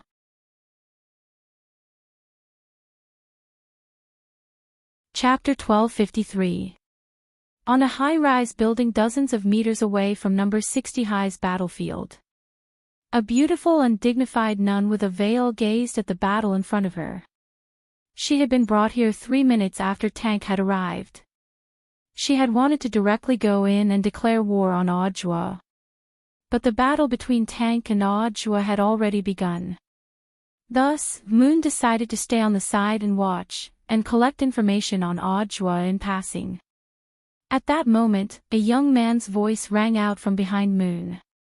Mother Teresa, you really are the Moon emissary. Mother Teresa wanted to turn around, but the voice stopped her. Don't turn around, I don't want anyone to know what I look like, said the young man. Judging from this sexy and magnetic voice, this was probably a good-looking young man. Teresa obeyed and didn't turn her head. She smiled slightly. Let me guess, you're Star. Only you can calculate who I am. Smart woman, said the voice behind her. At that moment, the Star emissary was hiding in the shadows. He was the third person to arrive. After calculating Moon's position, he had come here of his own accord to watch the battle with Moon. Moon, Tank said that you gave him a 95% chance of winning. Star, that's right. Moon shook his head. But I don't think his battle will be easy. He's even using his trump card now. It's a semi-void magic artifact formed by fusing a hollow spirit and a sword spirit. This is something the Foundation is still experimenting with. Someone has to put it into practice. I still don't think it'll be a problem. At that moment, Star's expression was still calm. How about this, I'll calculate his chances of winning again. How long will it take? Very soon, 2 minutes will be enough. Abandoning his wife and son, experimenting with a sword spirit whom he had given birth to and had absolute trust in him, and not even sparing his own son. By the time Tank said his lines, Audjua was already furious. He was trying hard to suppress his anger. He couldn't let his emotions affect the battle at hand. For scum like Tank, killing him with one sword strike would be letting him off too easily. Moreover, Audjua was still thinking about how to save Silver God. Although the Snow Kirin had obtained unparalleled power due to the invasion of the void creatures, it was also suffering a great deal of pain. Right now, the Snow Chilin was like a balloon that was already at its limit. It could explode at any time. But to Tank, the Silver God Greatsword was perhaps as meaningful as the women he had played with. Even if it was broken, it was just a matter of replacing it. Open the gate. At that moment, Audjua exhaled slightly. In the morning, he had already used the spiritual energy of 6 reservoirs to increase his level. And now, he was playing the same trick again. Raising his cultivation level was also to increase the strength of his physical body. This was to ensure that his physical body would not be affected by the huge impact and collapse in the next attack. It's actually the Heaven's Path divine art. An excited smile appeared on War Chariot's face. Audjwa didn't disappoint. And he now knew why Sun had died at Audjwa's hands. However, this kind of increase in realm was only temporary. The biggest taboo was to fight a protracted war. So when War Chariot saw Audjwa use 33 Path Primordial Chi, he had already made up his mind. That was to attack first, and if things went south, he would choose a delaying tactic. Once Audjwa's temporary increase wore off, he would counterattack. Unfortunately, this was a wishful thinking. Audjwa had no intention of leaving anything for War Chariot. At that moment, Audjwa spread out his right hand, and the peachwood sword in it lit up with brown spirit light. Little by little, it attached itself to his entire body. When Jinka's sword chi enveloped Audjwa's entire body, the outer layer made of sword chi was like the iron scales of battle armor, which appeared piece by piece on Audjwa's suit jacket. This sword, looking at this scene, War Chariot couldn't help sweating. The peachwood sword that he had previously looked down upon actually brought him a huge sense of oppression at this time. Involuntarily, War Chariot felt the armor on his body actually start to become heavier. It wasn't because the armor had become heavier, but because the pressure on his mind had increased. This was very much like a natural spirit beast stress response when it encountered its natural enemy. The spirit will become tense in an instant. Then, his breathing would become heavy. Sweat would start to ooze from his body. Even incontinence, Audjwa, holding this mind-shaking peachwood sword, walked toward War Chariot step by step like a zenith heaven golden immortal descending from the sky. When he came back to his senses, Audjwa was already less than 3 meters in front of War Chariot. Because of his spiritual fear, War Chariot was astonished to find that his mind had actually gone blank for a period of time, and he had blacked out. That was impossible. How could he, the Grand War Chariot, die here? The star emissary had clearly divined for him. His chances of winning were as high as 95%. Silver God. Ram them to death. In his panic, War Chariot started to order the snow Chelan behind him. But what shocked War Chariot was, the snow Chelan merely roared once and didn't follow his instructions. Audjwa didn't need to think to know how much the snow Chelan was struggling in its heart at that moment. Its main body's will was clearly still engaged in a fierce struggle with the hollow spirits.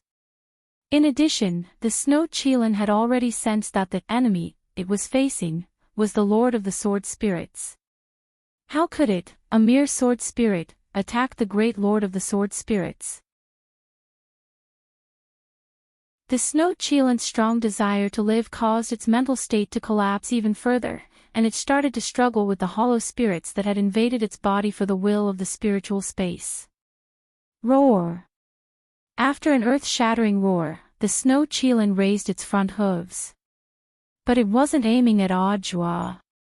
Its front hooves slammed down hard on the top of War Chariot's head. Damn it! Damn it! I'm your master.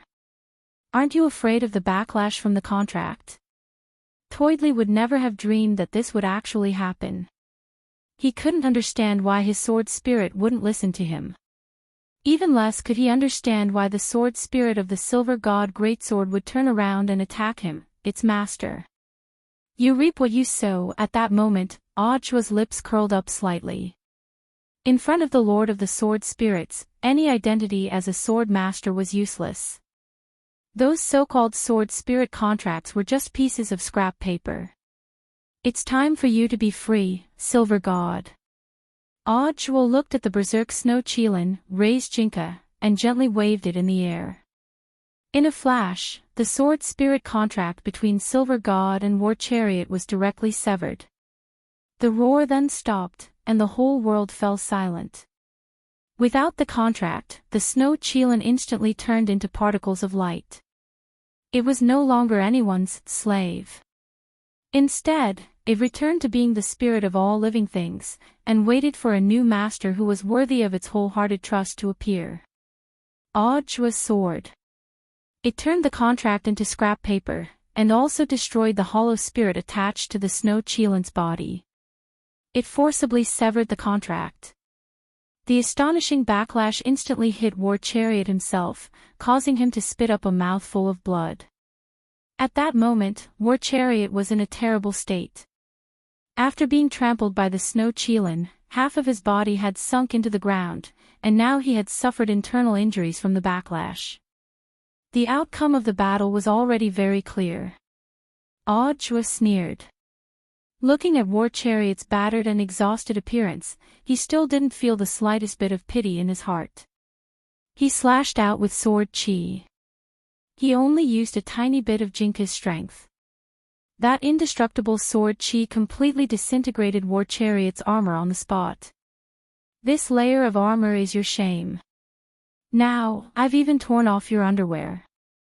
Audjwa stared at War Chariot, who was lying on the ground with fear in his eyes, and said lightly, "By the way, I'll also sever your spirit root with this sword."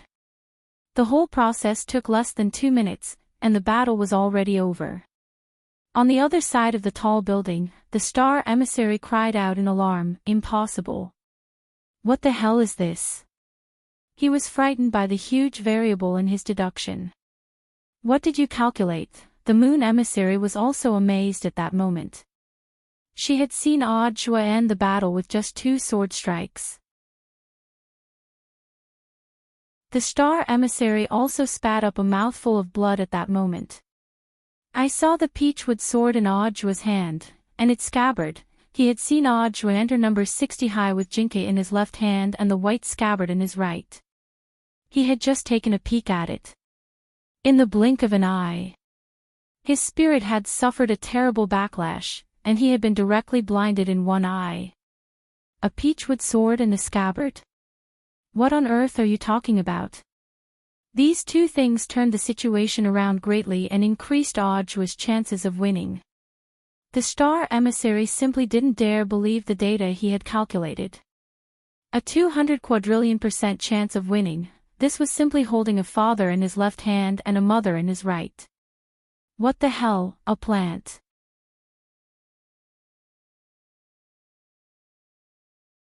Chapter 1254. The star emissary would never have dreamed that the battle would be over before it had even started. Mother Teresa was an honest person. She had in fact already heard the sound of Star vomiting blood, but remembering that Star had told her before not to look back, she stayed where she was and didn't move. "Star, are you all right?" To be honest, she was very nervous. As one of the Foundation's emissaries, she had watched helplessly as an emissary was seriously injured before he had even officially joined the battlefield. This was a very complicated feeling for Teresa. Was this Audjwa a monster? "If you need my help, just ask. I have some healing methods," Teresa said. In fact, she wasn't a combat type, but a supportive healer. In the world of healers, she was even known as the Mother of all Stars. "No need, you can't help me," Star said weakly.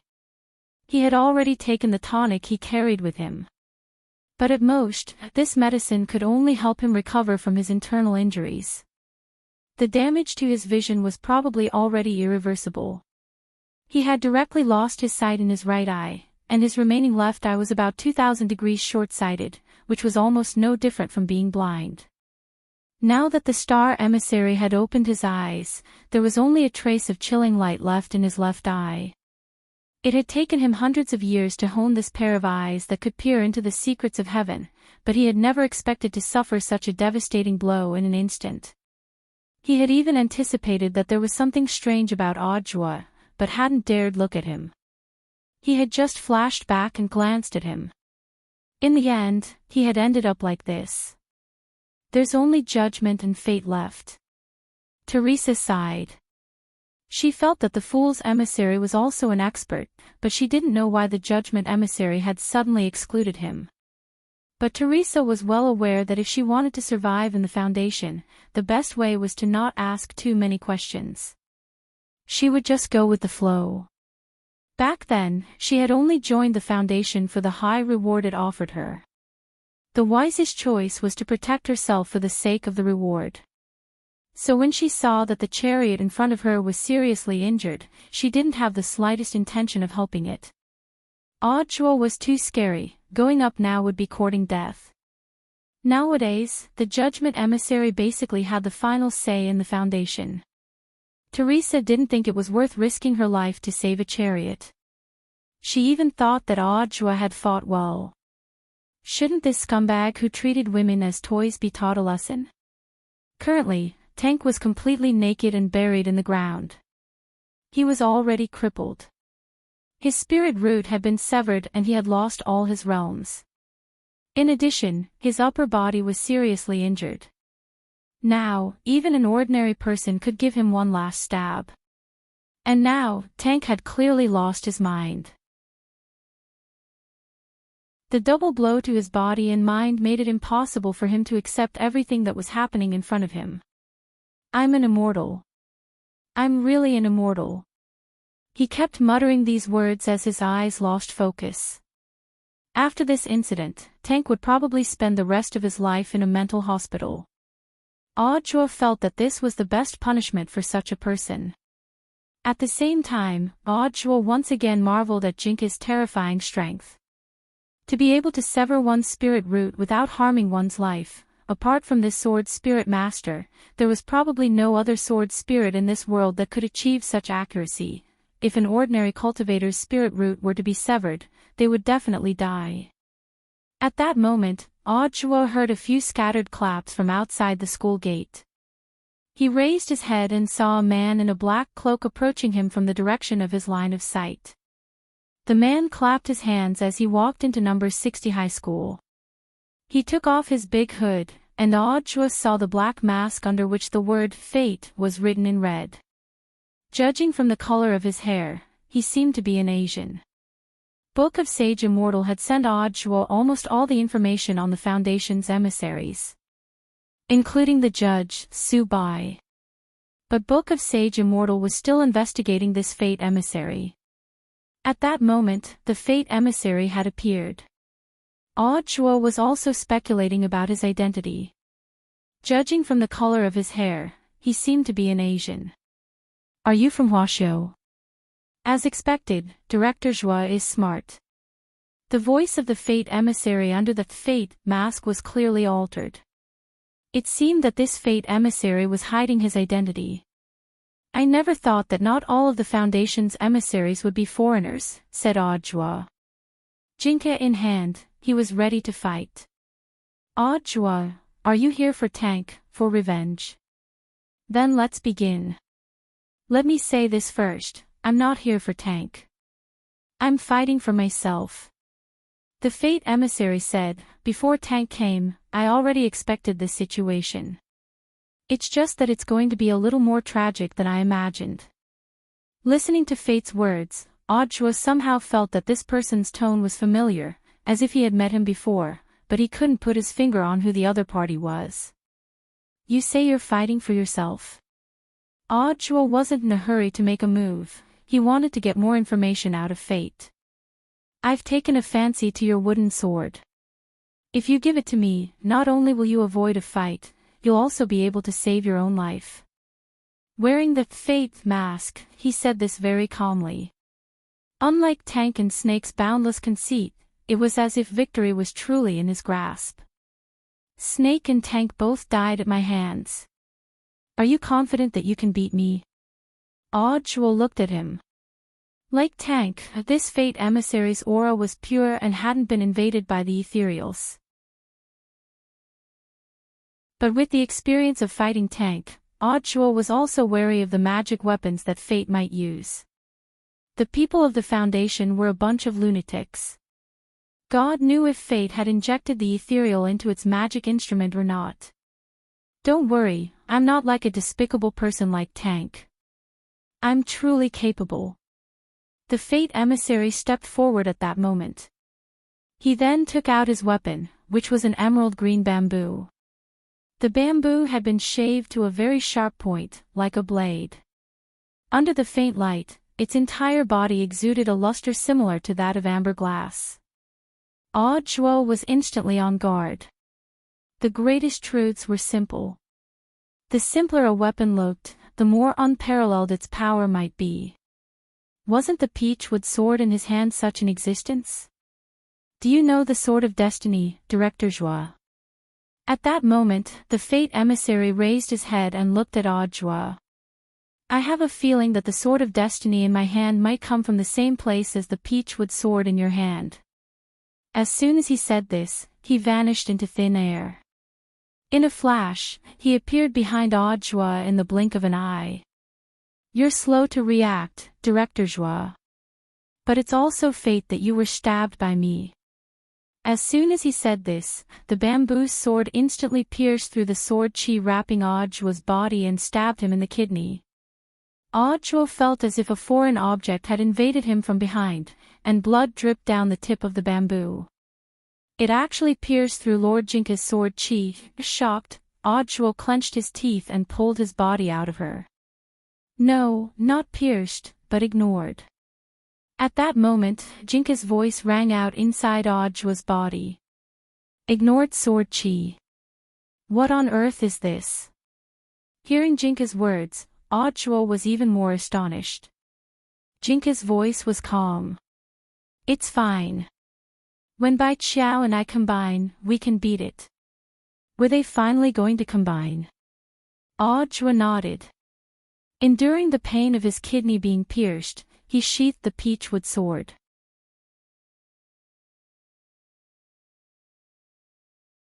Chapter 1255. Audjuo believed that there were very few magic weapons in the world that could ignore sword chi, let alone Jinka's sword chi.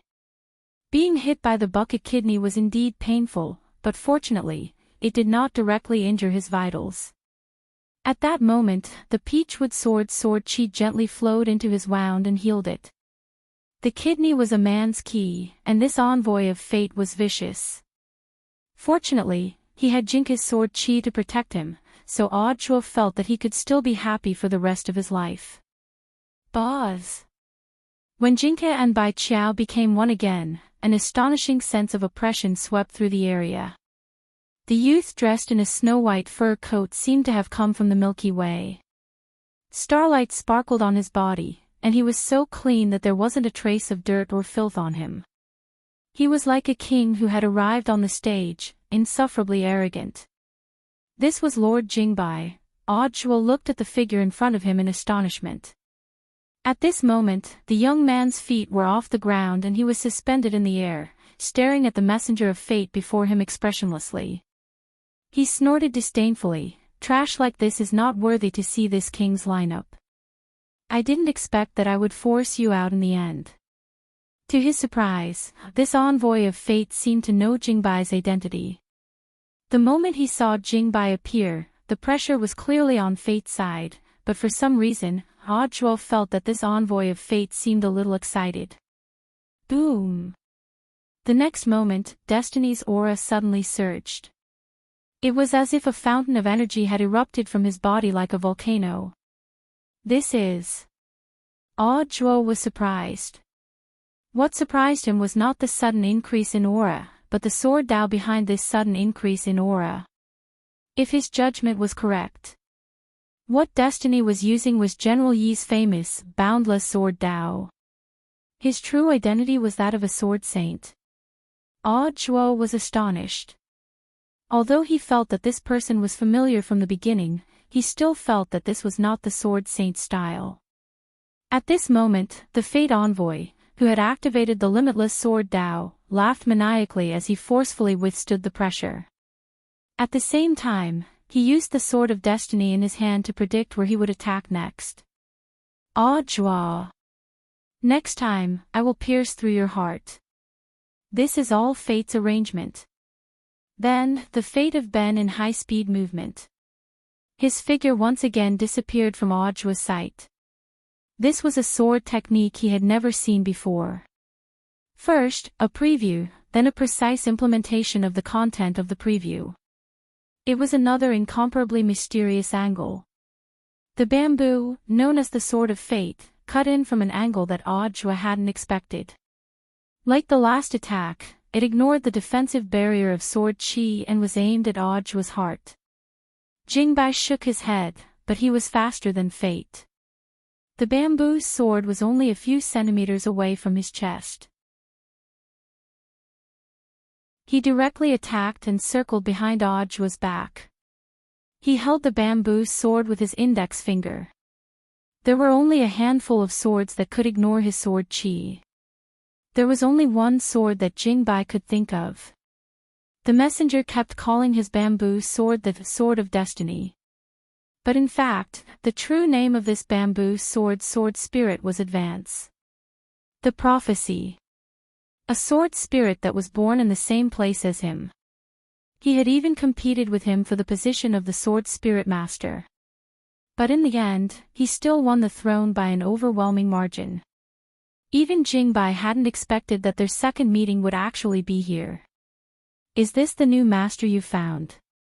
Jingbai's face was expressionless as he mercilessly criticized the messenger of fate in front of him. You're really too inferior. On the other side, after stabbing out, Fate tried to pull the bamboo sword away, but found that his sword was firmly stuck to it by a tremendous force. The disparity in strength made it impossible for the sword of fate to escape Jingbai's grasp. Get lost, this is fate's arrangement. Jingbai sneered. He returned the words of the messenger of fate without changing them. A sword light shot out of Jingbai's fingertip and traveled along the bamboo sword. This sword light was just a billionth of Jingbai's strength. But it was so fast and strong that it was far beyond what fate could have imagined. Not good. At that moment, fate gritted his teeth. He realized that he had to let go of the bamboo sword. But it was too late. The sword light traveled so fast that, like an electric shock, it swiftly poured into his sword-wielding right hand. In the blink of an eye, a crushing sword intent poured directly into Fate's right fingertip and crushed everything into powder along his finger. Fate reacted swiftly. He knew that he couldn't resist such a ferocious sword intent at all. The next moment, he gritted his teeth and used the finger sword in his left hand to cut off his entire arm along his right shoulder. This was to prevent this sword intent from spreading to the rest of his body. It was only then that Fate started to fear Jingbai. The sword spirit in front of him was too powerful. At the same time, he was deeply aware. He already couldn't take this kind of attack a second time. As a swordsman, the pain of losing one's arm was something that no one could understand. Damn it, at that moment, he stared at the bamboo sword that Jingbai had snatched away, and his heart was filled with hatred. This damned liar. The sword spirit of the Sword of Fate had clearly told him that as long as he had him, he would win every battle. He had actually been swindled by a sword spirit. Winning every battle, it's all fake. Fate roared in pain at that moment. Jingbai Siji laughed when he heard this. He gripped the bamboo sword that he had snatched back from Fate with a rather surprised expression on his face. You actually told him that you would win every battle. Clearly, even Jingbai thought that this was a blatant fraud. During this period of living on Earth, Jingbai knew that there were phone scams and text scams on Earth. The sword spirit's deception, this was the first time he had heard of it. The bamboo shook slightly in Jingbai's hand, as if in response to his question. Ajuo felt that after this Sword of Destiny fell into Jingbai's hands, it would be a different story. She was extremely obedient. A few seconds later, after knowing the truth, Jingbai raised his head and stared at the envoys of fate in front of him, who were dizzy with rage. He didn't lie to you. Jingbai said, from the very beginning, the forecast was very clear. He is below 1 spirit but above 10,000 spirits. He is victorious in every battle. Realization instantly dawned on Ajuo.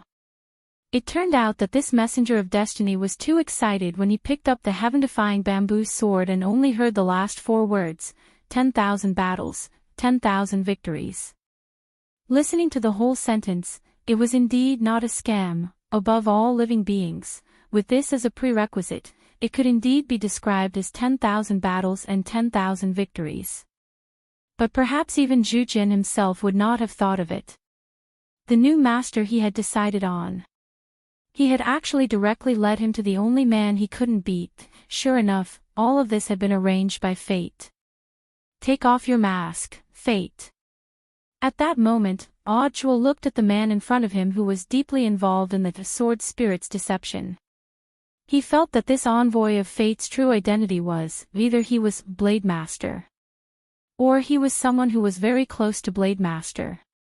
Could it be evil sword god? But this guy was still playing landlord in prison.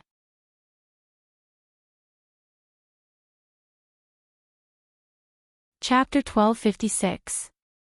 Audrey actually always had his own answer to this envoy of fate's speculations. The number of people in this world who understood the limitless sword way was very limited, and the number of people who understood the sword way and could use it skillfully could be counted on one hand. Judging from the proficiency of the emissary of fate, his understanding of limitless sword Dao had already reached the acme of perfection. Apart from Blade Master, he really couldn't think of anyone else who was so proficient in this technique. Although Yi Jiang had displayed this sword principle in the National Body Technique competition. However, there was still a gap between a beginner and a well-practiced one. So, after ruling out the possibility that the envoy of fate was Yi Jiang, Audrey could currently only think of one person. Jingbai folded his arms and blew lightly. Bang! There was a bang. The fate emissary's face immediately cracked and turned into fine powder. After seeing the other party's face clearly, Audrey took a deep breath. It's really you. These 4 short words already proved that Audrey's idea was completely correct. Sword Immortal Fan Rui. Back then, the man who was said to be dead but left behind a bunch of mysteries. In reality, the Battle sect had also obtained some evidence to prove that the Sword Immortal was not dead. At that time, Audrey had come to a basic conclusion. Back then, Sword Immortal Fan Rui put on a great show to help his disciple overcome his mental demons. For many years, the only person in the know, Evil Sword God's senior brother Yi Jianchuan, had been keeping this secret. After that, Sword Immortal Fan Rui completely vanished without a trace. He was like a cloud of smoke that evaporated from the world, disappearing without a trace. The last time he had seen Sword Immortal Fan Rui was in a book called Cultivation Sword Dao History. He saw the black and white photo of Sword Immortal Fan Rui recorded in the history books. Who would have thought that after so many years, he would actually see him in person, and under such circumstances at that?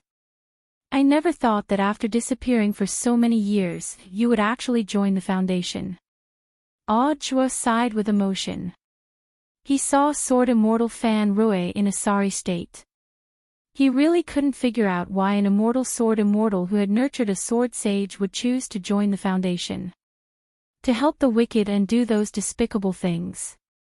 Audrey had many questions. He even wanted to curse out loud. But he opened his mouth and said nothing in the end. He recalled what Fan Rui had said to him before the battle, he's fighting for himself. Then the real purpose of him joining the Foundation seemed a bit thought-provoking. I have my own difficulties. You won't understand. Fan Rui stood up. His entire right arm had been cut off, and the ground was covered in blood. The gurgling blood had already gathered at his feet and formed a pool of blood. The amount of blood was extremely shocking. I only beg of you to return that bamboo to me so that I can complete my final attack, Fan Rui said. Do you know what this means? I will die. Sword Immortal Fan Rui said with a smile, I predicted this battle several hundred years ago. For that, I must join the Foundation. It's just that I didn't expect the owner of the world's #1 sword to be you. Then you're mistaken. I don't have the ability to become his master. Audrey smiled bitterly and gave Jingbai a look. Jingbai snorted and with a flick of his finger, the bamboo sword flew straight back to Fan Rui's feet. It doesn't matter if it's you or not. I still want to thank you for giving me the chance to challenge you. Fan Rui picked up the sword with his left hand. He was grateful that the bamboo sword had accompanied him on this path. At the same time, Fan Rui was well aware that his behavior wasn't something that ordinary people could understand. But it didn't matter, he had been fighting for himself all this time. At that moment, Sword Immortal took a deep breath and was ready for his final attack. Boundless Sword Dao, all out. As soon as he said that, powerful sword chi surged out of Sword Immortal's body. For a moment, the ground around Fan Rui was hit by the sword chi, leaving dozens of deep ravines. This sword chi almost blotted out the sky and the earth, like a raging tsunami. Zhuo was astonished by such an astonishing amount. The man in front of him was indeed as strong as written in the history textbook he had read, and there was nothing exaggerated about it. However, this strength was only limited to the strength on earth. No matter how strong Sword Immortal Fan Rui's aura was, it was still just a drop in the ocean compared to Jingbai. The next moment, he roared and charged forward. He was as fast as lightning. In a short period of time, Fan Rui used the power of Boundless Sword Dao to turn the bamboo sword in his hand into thousands of them. He had actually transformed Sword Intent into thousands of them. At that moment, all that was left in Zhuo's heart was astonishment.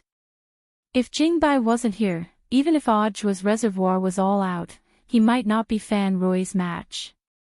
Faced with the thousands of bamboo swords that were about to reach him, Jingbai simply flicked his sleeve to create a sword barrier in front of him. The brown spirit sword barrier turned into a solid shield that kept the thousands of bamboo swords at bay, preventing Fan Rui from getting any closer. The disparity in strength was still there. If this goes on, you'll die from the backlash. Jingbai looked at the man in front of him. In fact, he also didn't quite understand the other party's actions, which were like moths flying into a flame. Perhaps for someone who had pursued Sword Dao all his life, dying under the world's #1 sword could be considered a kind of romance. Jingbai was expressionless. He acted according to orders and didn't have the slightest bit of mercy for Fan Rui. On the other side, Fan Rui was also doing his best to use the bamboo sword in his hand to take a step forward. The tip of his sword extended forward at a speed of a few millimeters, which could almost be described as minuscule. Zhuo didn't know what on earth Fan Rui's objective was. As time passed, he saw that Sword Immortal Fan Rui's body was already starting to crumble under the pressure of the sword barrier's backlash. Starting from the fingertips of his left hand, it turned into fine powder little by little. I've already won this battle. A few seconds later, Fan Rui laughed heartily. This man had completely disappeared from the face of the earth. It wasn't until then that Jingbai's pupils contracted. He already understood the real reason why Fan Rui had challenged him like Quafu chasing the sun. In a sense, that's indeed the case, Jingbai said expressionlessly. What does Lord Jingbai mean? Zhuo didn't understand. Fan Rui clearly has a stronger sword Dao, so why does he keep using his disciple's famous technique in battle? Jingbai said. Zhuo was a little enlightened at this point. Indeed. As a sword immortal, Fan Rui's sword Dao was also superb. But he had been using General Yi's unique, boundless sword Dao for all his attacks just now. There had to be a deeper meaning behind this. In terms of sword Dao, he's indeed a lunatic. Jingbai gave his final evaluation of Fan Rui's behavior. He never thought that Fan Rui would actually turn around and use him. By challenging him, the world's #1 swordsman, Fan Rui had fused himself with Boundless Sword Dao and turned it into the intent of Boundless Sword Dao. In other words, after Fan Rui's seemingly moth to the flame challenge ended, Boundless Sword Dao had officially become a branch of Sword Dao in Heavenly Dao. This had been Fan Rui's goal from the very beginning. After listening to Jingbai's explanation, Zhuo was suddenly enlightened. Perhaps this was Fan Rui's way of proving his sword Dao.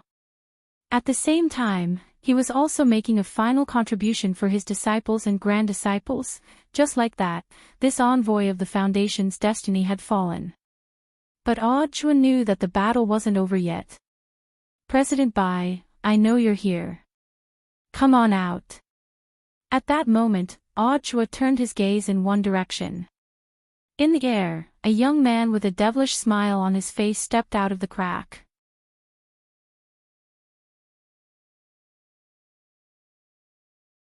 Chapter 1257. In some sense, Chua felt that President Bai was his Shifu's lifelong enemy. But this lifelong enemy was more miserable. Almost all of his life had been slapped to death with just a few slaps. Chua didn't know how many blows President Bai had appeared in front of him at that moment. He didn't know how many blows his Shifu could take. Chua stared at the young man who had come back to life in front of him. He was dressed in a black noble robe with a red moon pattern, and a pure black belt wrapped tightly around his slender waist, making him look tall and straight. His every movement was full of the air of a Western aristocrat. Before being invaded by President Bai, this young man had been called Michelle, and was the owner of Castle of the Dark Knight. It could be seen that although President Bai had become a hollow spirit and invaded Michelle, he hadn't abandoned Michelle's original elegant and noble temperament. At that moment, he gripped his cane and stared in Chua's direction as he sneered. The former Michelle no longer exists. There was nothing left of the former President Bai. The one standing in front of you now is a new me. My name is Su Bai. An elegant and magnetic male voice rang out. Su Bai didn't speak. Chua was startled to realize that this voice was actually ringing out directly in his head. Can you feel it? This is the power of a high-level life form. I am all things, and all things are me. This is a power that resonates with all things. Only hollow spirits, who don't have a physical body, can do this easily, Su Bai said calmly. Even with Jingbai present, he was completely unafraid. It was as if he really was invincible. I've realized that you Foundation people have one thing in common, and that is that you're very conceited. Chua looked at Su Bai as he carefully sensed the young man's fighting strength. Indeed, this Su Bai in front of him seemed to have a very different aura from the void spirits he had fought before. It was different from Snake's aura, and also different from the Silver God Greatsword Sword Spirit's aura which had been attached to a hollow spirit. Su Bai's fusion could almost be described as perfect, his entire body was seamless and without the slightest flaw. Chua, perhaps you've already sensed it. At that moment, Su Bai smiled slightly and said, you shouldn't associate me with trash like Snake and Tank. One of them has just evolved, and the fusion isn't perfect. The other treats the ethereal as his own tool and doesn't understand the meaning of becoming a higher being. Snake was killed by me with a single stroke of my sword. How many sword strikes do you think you can withstand? Chua also laughed. He really did not know why Su Bai was so confident. Even though this man was different from all the void creatures he had seen before. But no matter how strong Su Bai was, could he be stronger than Lord Jingbai? Chua felt that even if his Shifu Wang Ling hadn't made a move, there was no way Su Bai could have withstood the power of Jingbai's sword. I know, maybe you don't understand what I'm saying, but strength will prove everything in the end. Su Bai was extremely confident. It was different from Snake's ethereal spirit that was transformed from a void magic sphere. He was someone who had been baptized by the Void Lord. At that moment, Su Bai turned the golden cane in his hand, and the scenery around number 60 high abruptly changed. Buzz! Bam! The school square under Chua's feet instantly turned into quicksand, and then suddenly softened and collapsed.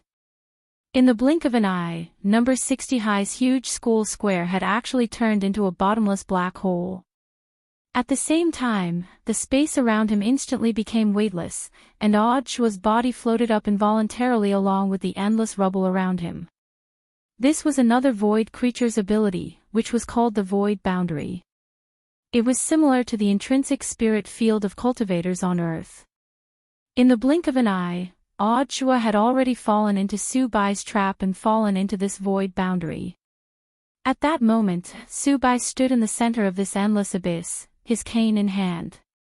He was like a conductor of a carnival symphony, enjoying the thrill of the power of the void. This scene was like the end of the world. Below him was a bottomless abyss, and above him was a void vortex that could swallow up everything. Chua's body was being torn apart by two forces at the same time. He felt like his body had already been divided into two parts, which no longer belonged to him at all. If it wasn't for Jingbai's protective sword Qi, he might have already become two lumps of flesh. Chua's expression changed, and the sweat dripping from his temples was sucked up by the void vortex above his head. Left with no choice, he drew his sword and slashed at Su-bai. Tens of thousands of feet of sword Qi. The moment Jingbai swung his sword, it was torn apart by the two forces at the top and bottom. Before it could even get close to Su-bai, it was cleanly dispelled. Chua, now do you know why I'm not afraid of your sword? Su-bai sighed. Now that we're in my void boundary, I'm the only one who can decide everything. Hearing this, Jingbai's expression changed slightly. This was an extremely rare situation for him, the master of sword spirits. There was a trick to this void boundary. If Jingbai's calculations were correct, there was a power here that was similar to disarming. It didn't just target spirit swords, the power of all magic treasures would be perfectly disintegrated by the two forces at the bottom and bottom. All this time, I've been looking for a reason for my defeat. At that moment, Su-bai, who was standing in the center of the void boundary, said frankly, after countless deductions, I think the only reason for my defeat is magic weapons. Chua. Su-bai, thank you, Lord, for giving me such a great ability that all magic weapons in the world are useless against me. Wang Ling has been able to run amok in the world for so many years because of that strange peachwood sword in his hand. Including those slaps he gave me, he must have fused them with the power of the peachwood sword. Chua, so, you attribute all this to the gap between our equipment? Su-bai, isn't that the case? If he wasn't superior to me in terms of magic weapons, how could he have defeated me? Chua and Jingbai sighed inwardly. It seemed that after dying a few times, this person's IQ hadn't increased at all. This was a sore spot. No matter how many sit-ups he did in his coffin, it was impossible to improve his IQ. Jingbai was silent. The next moment, he turned around and transformed back into his sword form. In his view, this kind of idiot was already completely hopeless. One more look at him and he risked lowering his IQ. Thus, Jingbai couldn't avoid it in time and had no intention of continuing to pay attention to Su-bai's senseless delusion. Although the sword Qi had been devoured, he still had many ways to kill Su-bai. Don't, Lord Jingbai, what will I do if you leave? Chua cried out in his heart.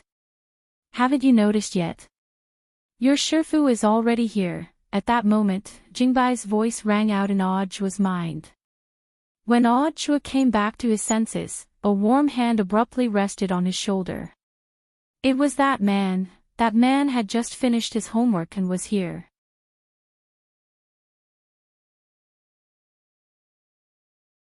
Chapter 1258.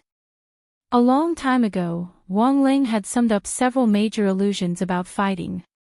For example, this move works, he's sweating, I must have scared him, this person is very young and his cultivation is shallow, so he shouldn't be hard to deal with, I couldn't beat him before, but I've already become stronger, the battle has just begun, he'll definitely lose if he attacks first. Now, in the face of President Bai, who had made a comeback and was so confident that he had turned into Su-bai. In response to Su-bai's excessive arrogance, Wang Ling had come up with several major illusions about invincibility. He was well aware of Su-bai's current mental state. For example, at the peak of immortals, I am proud of the world, with me, Su-bai, there will be heaven. Another example, heaven does not give birth to Subai, eternity is like a long night. For some reason, Wang Ling felt that these domineering proclamations were so laughable when they were used on Subai. Clearly, the scariest thing was that he didn't know it. Wang Ling sighed slightly and took the lead in sending Odd Zhua out of the battlefield. Because he could already hear sirens outside the void boundary. There was no way such a huge fluctuation of spirit power wouldn't attract the attention of the police. So he sent Odd Zhua out first to stabilize the situation, and at the same time organize the police force to disperse the surrounding people. But to be honest, Wang Ling felt that the battle here would be resolved very quickly. As expected of someone I've taken a fancy to. He was actually able to send someone out of my void boundary. Looking at the scene in front of him, Subai was surprised, but even more excited. Logically speaking, once someone was trapped in his void boundary, it would be impossible to get out so easily. But now, Wang Ling had chosen to send Odd Zhua out. In Subai's view, this was simply a touching drama of life and death. He felt that Wang Ling must have paid a heavy price to send Odd Zhua out of his void boundary and leave him with the hope of survival.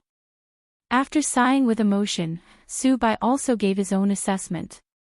You treat your disciple pretty well. I'm very touched. Wang Ling felt that this person was already beyond saving. In fact, Wang Ling had come prepared for this trip. He had summed up the lessons he had learned from his fight with President Bai in chapter 690. Back then, he hadn't finished his homework before he had been dragged into the fight, and the whole process had left him uneasy. So this time, he had finished all his homework and rushed to the scene. Secondly, he had been worried that President Bai would ruin his school uniform the last time they fought. If the school uniform was damaged, he would have to deduct money from his pocket money to buy a new set. So after the last fight, he had enchanted all the clothes he was wearing when he got home. It was precisely because of this that his clothes weren't torn to shreds by the two enormous forces tearing at him from above and below as he stood in the void boundary. On the other hand, he was facing a familiar opponent. President Bai also summed up the lesson learned from last time. Before he became ethereal, his self-healing ability was his greatest trump card. Therefore, before the battle began, he had decided on a strategy of attrition. He planned to exhaust the youth's stamina before launching a counterattack. But young President Bai didn't know that even the most basic slap from the youngster had the effect of heavily injuring him. When he was slapped, he didn't even have the strength to fight back. Therefore, in this battle, after he evolved into White Void, he came up with a new strategy, which was to use his advantage as a void creature to suppress the enemy with firepower. Void creatures didn't need to worry about spirit energy consumption. Their energy source came from the void, and the void's energy source was inexhaustible. At that moment, the two of them stood alone in the void boundary. After looking at each other for a few seconds, they each had their own thoughts. Grasping his cane, White Void raised his sleeves, and an endless mass of void energy appeared in the void. These energy masses of various sizes appeared almost instantaneously around Wang Ling like the giant abyssal mouth of a prehistoric beast, and he was instantly surrounded so tightly that not even a drop of water could escape. For a moment, Wang Ling felt like he was trapped in an ocean bowl. Wang Ling opened his king's eye, and the three-petaled golden lotus in his eyes bloomed, giving his pupils the color of a black hole. A tremendous devouring ability began to manifest. At that moment, Wang Ling's king's eye turned into the mouth of a giant beast, which sucked in all the energy nearby. In the face of such a dense mass of void energy, this was the best solution Wang Ling could come up with. If he forcibly destroyed it, even the aftershock from the explosion would be enough to destroy Songhai City. Casually dispelling his move, White Void's mind went blank again, just like the last time. He had already become a more advanced life form. Perhaps even White Void himself didn't realize it, but fine sweat had already started to trickle down his forehead. The other party could actually absorb all of his void energy with just his strength. No. That was impossible. At that moment, White Void turned his cane again in disbelief. He had an inexhaustible supply of void energy, and he didn't believe that Wong Ling could devour his energy endlessly, so troublesome. On the other side, Wong Ling could only repeat what he had done last time, and use the king's eye to absorb the energy again. Although Su Bai was overly conceited, he had actually guessed one thing correctly, and that was that the king's eye's capacity was in fact limited, and it was impossible for it to absorb energy endlessly. Once the space was full, Wong Ling had to find a way to release the energy stored in the king's eye. But at this rate, it would actually take a long time for it to be full. Bored to death, Wong Ling stood in the middle of the field and watched White Void's boring performance. After observing for a while, he was already a little impatient. Thinking of the online classes he had to take tomorrow, Wong Ling's heart was instantly filled with complicated emotions. This was the so-called suspension of classes didn't stop. Even if Wong Ling was at home, he still had to take online classes. Not only that, the school had also stipulated that every student had to record a learning video and send it to the class group. This undoubtedly added a lot of trouble to Wong Ling. This way, he couldn't let the two gremlins pen and eraser do his homework for him. And wasn't the main culprit behind why he was stuck at home taking online classes because of this White Void standing in front of him? As the saying went, every debt had its debtor. In that instant, Wong Ling, who had to take online classes the next day, could no longer suppress his urge to slap White Void to death. Like the last time, he walked toward White Void step by step. But compared with the last time, White Void had indeed become stronger. Wong Ling couldn't guarantee that he wouldn't be able to directly kill him with one slap. But he still walked up to White Void and raised his hand. White Void sneered. "All physical attacks are useless against me. The moment your slap hits me, it will be completely swallowed up by the void." Slap. In the next moment, a solid slap landed on White Void's face. White Void's head was completely detached from his body and disappeared. This was just an ordinary slap. But it didn't seem to have achieved the effect that Wong Ling had hoped for. He sensed that White Void's aura hadn't completely disappeared. Sure enough, in the next moment, White Void's head grew back. Wong Ling understood what was going on at this scene. It turned out that the head wasn't a vital point. It looked like he would have to change his next slap. The error-free chapter of the daily life of the Immortal King will continue to be updated on Green Bean. There are no advertisements on the site, so please bookmark and recommend Green Bean. If you like the daily life of the Immortal King, please bookmark. The daily life of the Immortal King Green Bean updates the fastest.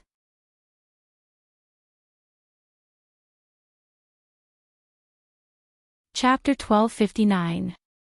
The moment Wong Ling's palm touched Su Bai's cheek, the warm and familiar touch instantly passed through the pores of Su Bai's face. Had the swallowing of the void failed? The moment he felt the pain, Su Bai asked this question in his heart. In fact, this wasn't the result of Su Bai's swallowing failure. Based on Wong Ling's current understanding of void creatures, the swallowing effect did indeed block all physical attacks and even magic attacks. However, Su Bai had missed out on something. That was when Wong Ling didn't use magic attacks. All of his normal attacks, including the slaps, were all true damage. So it wasn't that the swallowing of the void had failed. But from the very beginning, Su Bai had been too confident in his abilities as a void creature. But compared with the previous few battles, Wong Ling had to praise President Bai for being a lot steadier in his style. Su Bai hadn't been able to kill the other party with this slap because President Bai had left something up his sleeve. This was another ability that Wong Ling had never seen on other void creatures. Su Bai called it Void Redemption. There was an inexhaustible source of energy behind the void gate, and this move drew on the power of the void behind the gate to reconstruct the damaged part of the body when it suffered a fatal blow. Before coming here, Su Bai had been extremely confident in his chances of winning this battle. But he had still left something up his sleeve, and had used the power of the void to customize a lot of human organs in advance so that he could transfer them to Wang Ling at any time. Unfortunately, because of his confidence in this battle, Su Bai had only prepared a backup plan, and didn't have too many. He had calculated that if Wang Ling fought him, Wang Ling might slap him in the face, so he had prepared 5 heads in advance to replace them.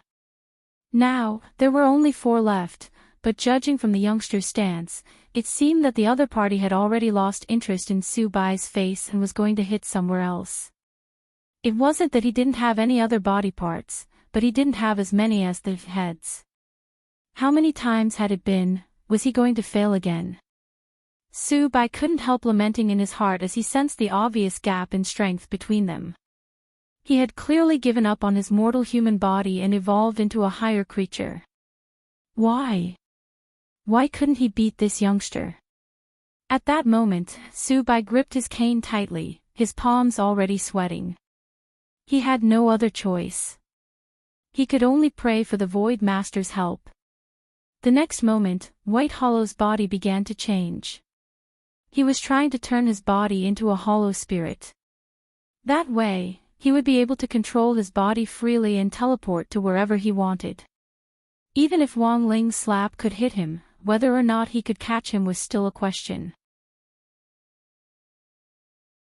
However, what shocked Su Bai was that, just as his body was about to transform, he was stunned by a terrifying suction force. Wang Ling's eyes again. That pair of eyes that seemed to be able to see through everything, penetrate the eternal night, and see through the boundless universe, the terrifying power of suction had the power to separate the false from the true. Su Bai's body froze on the spot. No form existed in front of the king's eye. In fact, all of this was Su Bai's own doing. He had become an ethereal. However, in order to sneak into the human world, he invaded someone else's body. Perhaps he was plotting his own grand plan.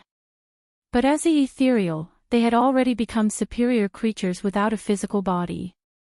Invading a human's body again and merging with it was an act of lowering their status. Su Bai had thought that he could freely switch between a human and ethereal body. But he had miscalculated again. The power of the king's eye. Damn it, it shouldn't be like this, it shouldn't be like this. Su Bai's heart began to break down. Every time this youngster dealt with him, he would come up with some new tricks that Su Bai didn't even know about. Each time, he didn't have the most comprehensive information. It was as if he was forever one step behind the youngster in front of him. The king's eye wasn't part of Dao. Wang Ling had only learned this secret not long ago. So even if Su Bai realized how powerful the king's eye was, there was no way he could deal with it. His eyes were probably the hardest things in the universe. There was no power that could pierce through them. Thus, Wang Ling wasn't worried at all about exposing the king's eye in front of Su Bai. Besides, would there be a next time? Wang Ling didn't believe that Su Bai could come back to life after this battle with another identity. At that moment, Su Bai, whose form was restricted by the king's eye, felt a deep stabbing pain in his soul. On the other side, Wang Ling wasn't going to give Su Bai any chance to think at all. His second palm was aimed at Su Bai's crotch, and he directly smashed the lower half of Su Bai's body, which was also an extremely fatal part. Wang Ling. Don't look down on me. The battle isn't over yet. Su Bai suddenly roared at that moment. There was unwillingness and anger in this roar, but Wang Ling felt that it was more likely a sense of despair after a broken jar. Su Bai didn't have many organs left in his other body parts. Su Bai swiftly reacted to Wang Ling's second palm strike. Before Wang Ling's palm landed, he swiftly turned his face toward Wang Ling. Wang Ling marveled at Su Bai's operation. He had actually taken the initiative to use his face to block the knife for the other parts of his body, and so, after the second palm, he knew that there were only 3 white skulls left in his inventory. After his head was restored, Wang Ling realized that Su Bai was actually smiling at him. Wang Ling had clearly destroyed Su Bai twice already, but the other party was actually smiling like a victor. I never thought that Su Bai, would actually be able to withstand your second blow. Su Bai's words were laced with a deep sense of mockery. In Wang Ling's opinion, this person was probably already crazy. From the very beginning, Su Bai had stood in front of Wang Ling confidently, confident in his victory, and had threatened to kill Wang Ling. But at that moment, Su Bai had completely changed his attitude from before, and actually took pride in blocking as many slaps as he could. What a nerve-wracking and troublesome opponent. Wang Ling evaluated Su Bai in his heart. After a sigh, he sent a third palm strike towards Su Bai. This palm cut into the scorched area very craftily, and Wang Ling felt that this should be enough to end the battle. But just as his palm was about to touch Su Bai's face once again appeared precisely under Wang Ling's palm. Wang Ling, I told you not to look down on me. I've already bet that you'll attack from this angle. I still have 2 heads left. Although I can't beat you, at the very least, I can withstand your 4th palm. At that moment, Su Bai laughed maniacally. In this world, let me ask you, is there anyone who can withstand your 4th palm? Who else? For a moment, Wang Ling couldn't refute him. He felt that this person's head had been beaten out of shape.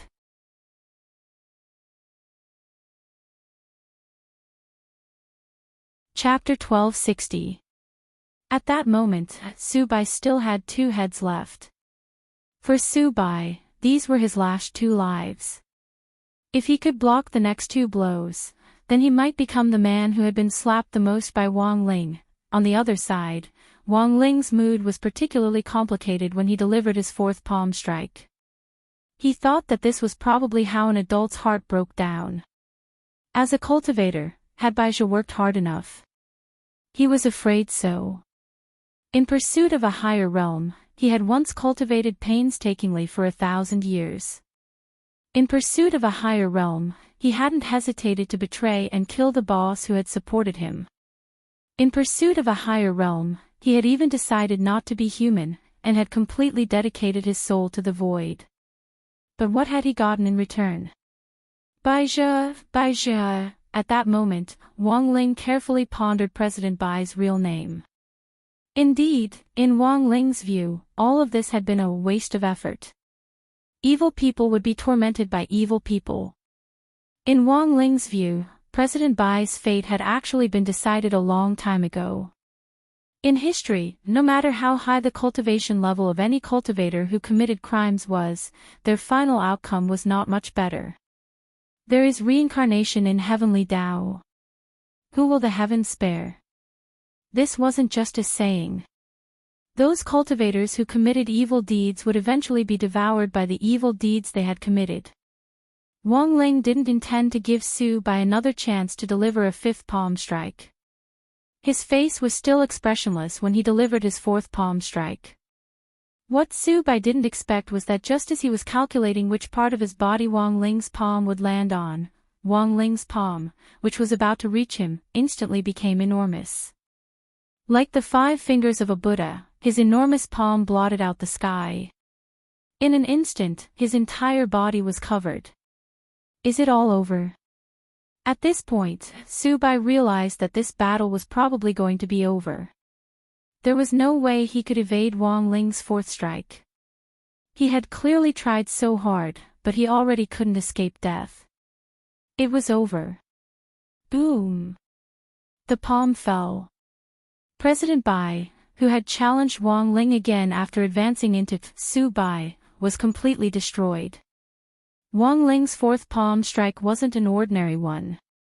He had combined dozens of heavenly Tao spells, and even used Fate Tao and Divine Tao. His physical body and soul had suffered a huge blow. All of this was to ensure that President Bai was completely eliminated and that there was no possibility of him being resurrected. Wang Ling's palm didn't just eliminate President Bai in front of him. Because it had fused with the power of Fate Tao, even President Bai from the other parallel worlds had been completely destroyed. From now on, Baizha no longer existed in this world. After the battle, Wang Ling sighed to himself. After the incident with President Bai, he felt that he had gained a lot of inspiration. There was nothing wrong with a person working hard to make himself better. However, in order to make oneself better, one must build on the foundation of one's own efforts. Sacrificing the happiness of others to make oneself better was not called hard work, but a sin. Wang Ling sighed. He turned around and prepared to step out of the void boundary. But at that moment, Wang Ling suddenly noticed something he had overlooked. The situation was not as simple as he had imagined. Baizhi had been completely destroyed by him. Regardless of whether he was a church or an earthling, he no longer existed. Logically speaking, after Wang Ling had eliminated Baizhi, the void boundary he was in should have been automatically lifted. But the void boundary in front of him still showed no signs of collapsing. Even after death, can the void boundary still be preserved? Wang Ling was secretly amazed at how troublesome these void creatures were. Fortunately, he had been the one fighting Su Bai just now. If it had been anyone else, even if they had the ability to get rid of Su Bai, Wang Ling might not have been able to get out of this void boundary. So here was the problem in front of Wang Ling now. How to deal with this void boundary was a huge problem. The void boundary was a kind of domain ability of the void creatures.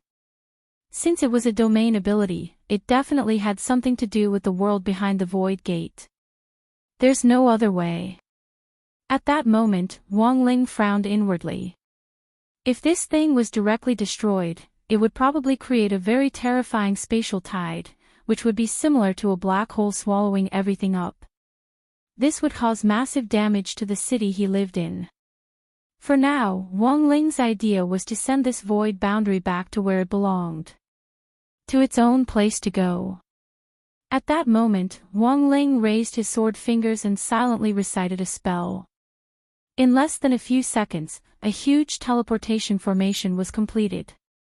This was one of the branches of the Heavenly Dao spell, Great Transmission spell, Return spell, which could return anything to its original owner, or even the world.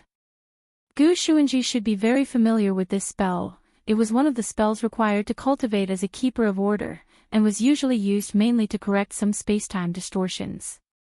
When spacetime distortions took place, the creatures of many worlds would be teleported to and fro. Some people would see strange spirit beasts, vegetation, and even extraterrestrial creatures that had never appeared in their own world. Some of these phenomena might not be an illusion. BZZT. 30 seconds later, the transmission began. It was accompanied by a golden beam of transmission light that pierced the sky. Wang Ling directly disappeared from Songhai City along with the void boundary that Su Bai had left behind. The unknown black ball of spirit power in number 60 high has disappeared. At that moment, a police officer who had been evacuating the nearby crowd said in a frightened voice. With the void boundary gone, that tremendous sense of oppression also disappeared. The crisis had been averted. Some of the police officers hugged each other, while others directly collapsed to the ground in exhaustion. Although the pressure inside Su Bai's void boundary was the greatest, the pressure radiating from the outside was still very strong. Golden Core cultivators working in such an environment could have a nervous breakdown at any time. But the more dangerous it was, the more they had to step forward. This was their duty. It was also their mission to protect the lives and property of all cultivators. Good job, everyone. Good job, everyone who went against the flow. As the temporary commander, Chua encouraged all the police officers who had bravely stepped forward. Looking in the direction of number 60 high school, which had already been completely reduced to ruins, he felt a little complicated. It had already been completely demolished. It looked like the construction team would be able to move in tomorrow and build a new school building, a new sports field, a new gymnasium, and the newest spirit gathering array. But Chua was also a little puzzled. The void boundary had indeed disappeared. Where had his Shifu gone? Meanwhile, elsewhere. When Wang Ling opened his eyes, he was already in a world full of light. This is... Wang Ling looked around expressionlessly. If his guess was right, he had probably been teleported along with the void boundary. Both of them had been teleported back to the world of the void. Was it you who killed Su Bai? At that moment, a deep and hollow voice rang out in the world. You are. Wang Ling had no respect at all. I am your great master of the void, the voice replied. Wang Ling.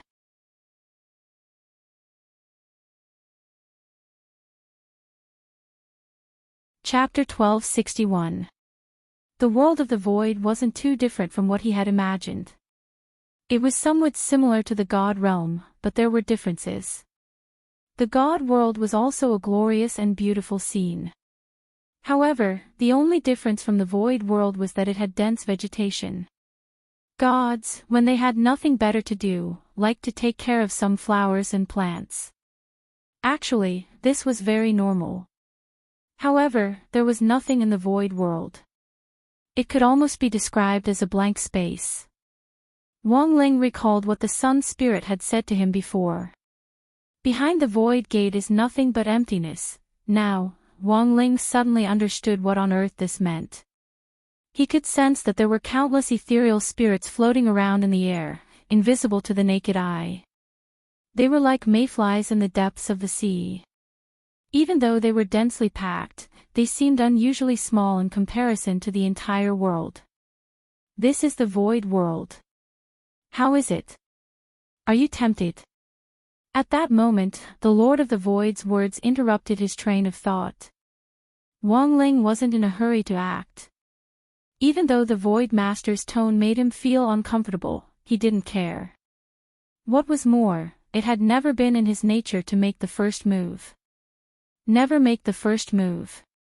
This was one of the rules of the Cathane military. After all, they had only just met, and the other party had not done anything to him. It seemed a little too overbearing to kill him. Join the void, become a citizen of the void, and you will be able to enjoy the taste of the pinnacle. The Void Lord continued, you can enjoy the lives of everyone here. You can even rule over your own world. Wang Ling was puzzled. The Void Master replied, it's mainly about thinking. The minds of the people behind the Void Gate are all connected. This time, Wang Ling understood. It seemed that the spiritual life of the ethereal church was entirely reliant on fantasy. That's a little low. In any case, it was all fantasy. Wouldn't it be better to find a book to read? At this point, he didn't plan to stay any longer. He had thought that the Void Master would be very capable, but it turned out that he was just a king of lust. Wang Ling cast a spell with his hands, intending to use the return spell to bring himself back to his original world. To Wang Ling's surprise, the Lord of the Void had no intention of stopping them. In fact, it was the Void Master who had saved his life. It was just that before Wang Ling left, he left 2 words for him. I know that the imaginary world you think doesn't really exist. But have you ever thought that perhaps living itself is the greatest fantasy? These were the first words the Lord of the Void had left Wang Ling. Then, he said, you've indeed killed White Void. The emptiness of the real world no longer existed. But this king wants to remind you that the emptiness in your imagination. You will never be able to destroy it. As soon as he finished speaking, Wang Ling's figure completely disappeared from the world of nothingness. After a few more minutes, the Void Lord's voice came from the silent void world again. What a shocking power! It took him a few minutes to compose himself. There was a reason why Su Bai lost. Even the Master of the Void was afraid of this terrifying pressure. I am your great Master of the Void, he had said at the very beginning. In fact, when the Void Lord said this, he already knew. After saying that, there was a 50% chance that the youth in front of him would slap him to death. But for the sake of his dignity as a king, the Void Master braced himself and tried. Luckily, Wang Ling wasn't angered by what he had said. At that time, the Void Master had sighed in his heart. After all, this was a man who had undergone 9 years of compulsory education.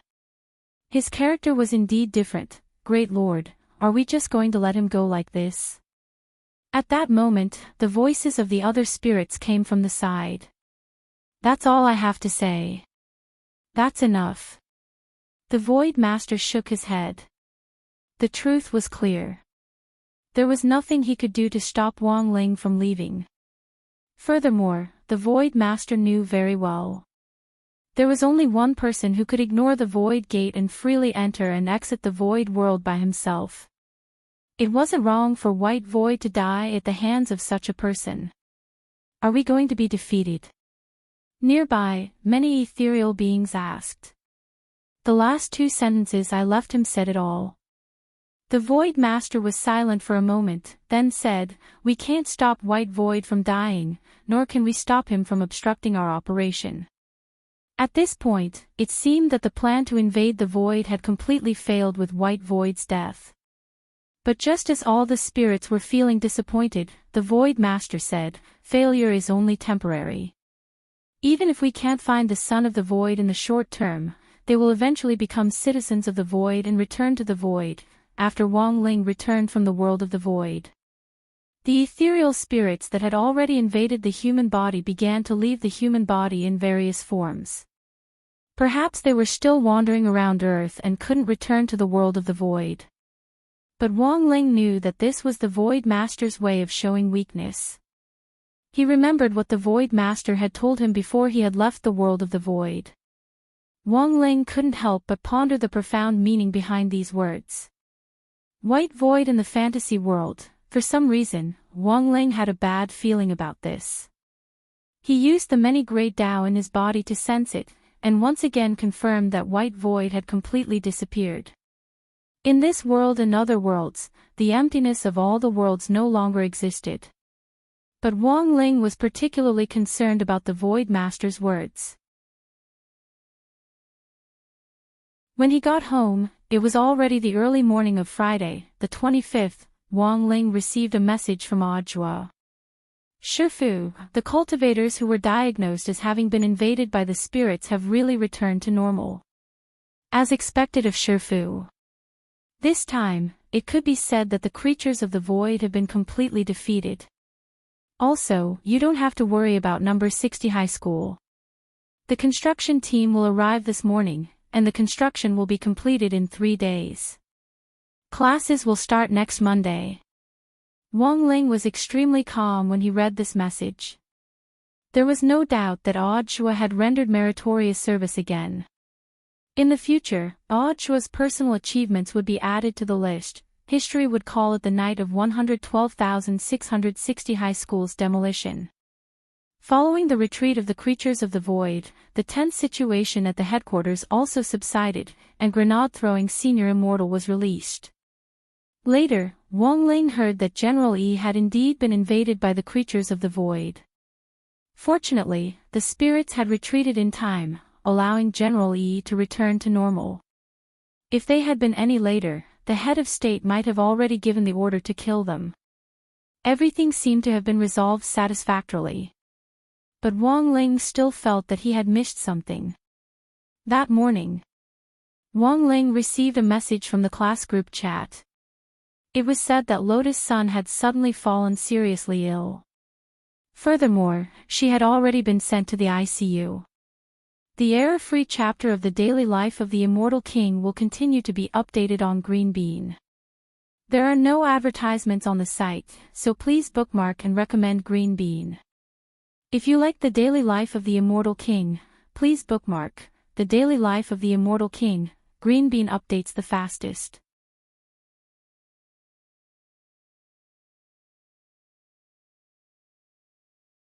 Chapter 1262. It was Hirogwa who first told him about it.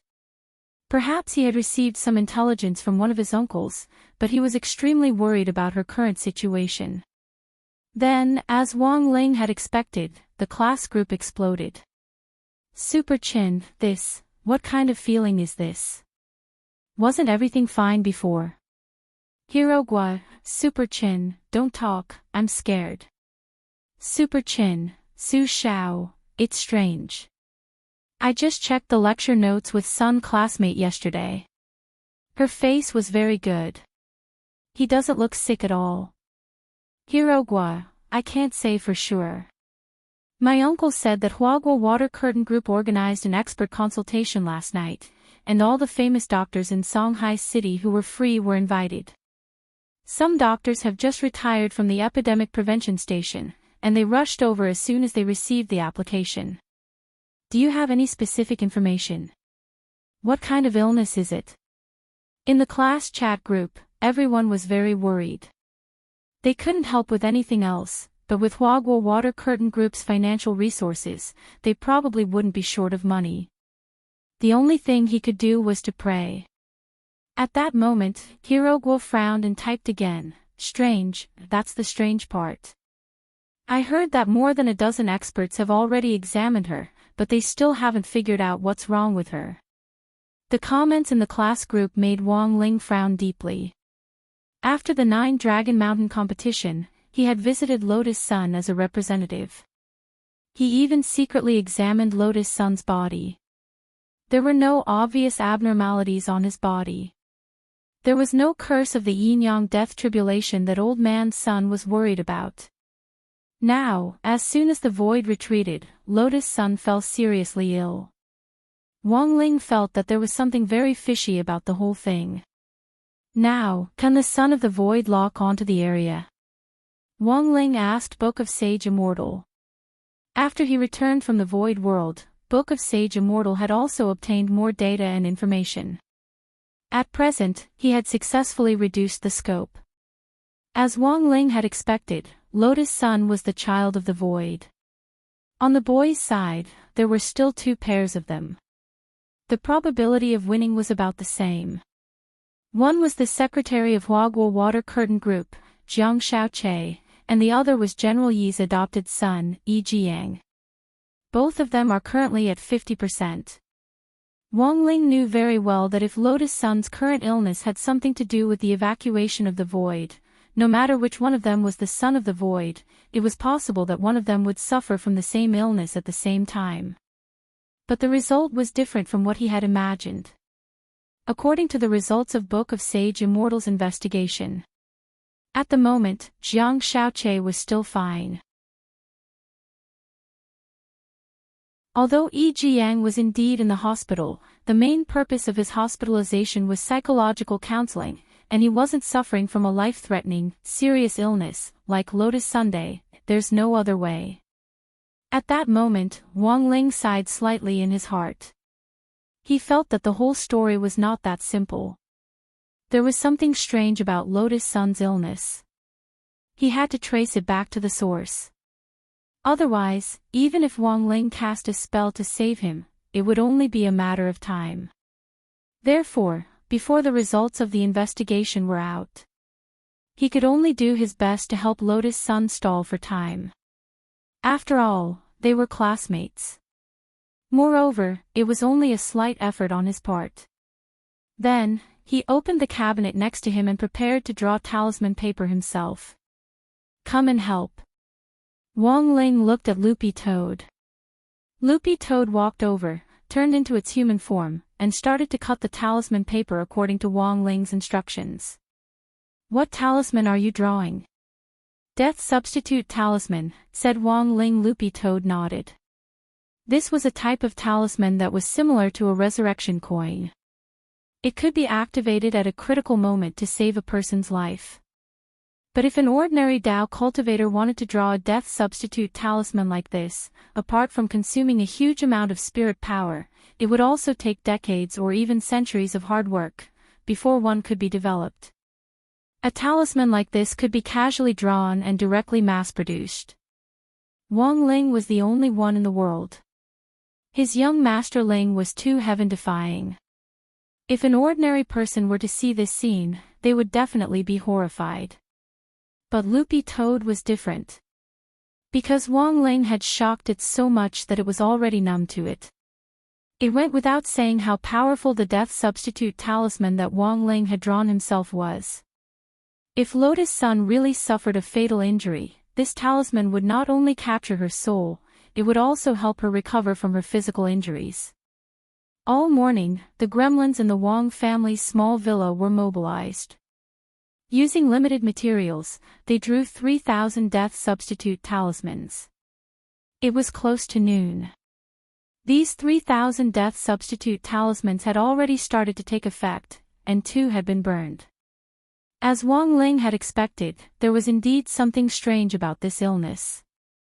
In a normal situation, even if it was an incurable disease, as long as the death substitute talisman that Wang Ling had drawn himself was present, there was no doubt that she would survive. There was no need for a second talisman at all. Wang Ling observed that the time between the 2 death substitute talismans was about an hour.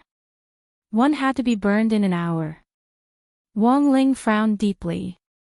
He was even more certain now. This definitely wasn't an illness. Instead, someone with ulterior motives was cursing behind his back. Furthermore, the person behind this was probably very cunning. Wang Ling stayed at home for a while longer. He observed the consumption of the death substitute talismans. At around 2:00 in the afternoon, the bad news came again. Wang Ling noticed that the rate at which the death substitute talismans burned was increasing. Previously, 1 talisman had been used every hour, but now it was used every 50 minutes. Looking at this growth rate, the consumption of the death substitute talismans would only get faster and faster. This was the reason why he had stayed at home to observe. There was actually a curse in this world that could adapt to his death substitute talismans. Wang Ling was utterly astonished. It seemed that for the time being, he couldn't get away to investigate the matter in detail. He had to draw the death substitute talismans himself. Otherwise, Lotus Sun's life would be in danger. Wang Ling quickly called Grenade-throwing Senior Immortal. One was to have Grenade-throwing Senior Immortal go to the hospital on his behalf to investigate the situation.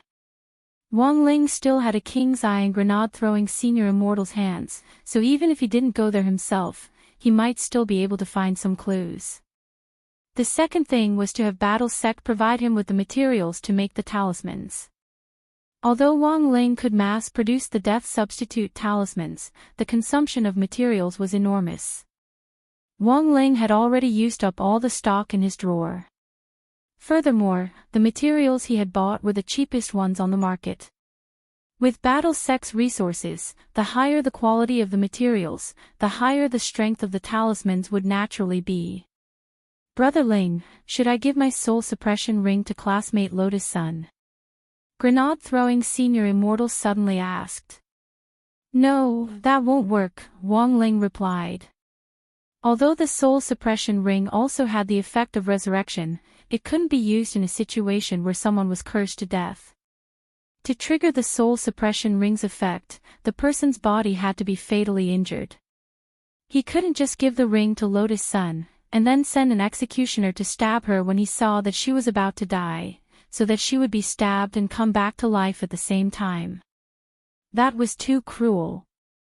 Will he eventually return to the void? After the call with Grenade-throwing Senior Immortal, Wang Ling recalled what the Lord of the Void had said. These words didn't provoke Wang Ling. Instead, he felt a little excited. In fact, he was a little excited. It looked like the Lord of the Void was challenging him. In all his years, this was the first time that a creature had questioned his ability. The Lord of the Void thought that he didn't have the ability to stop the Son of the Void from returning to the Void world. But it was still unknown who would emerge victorious.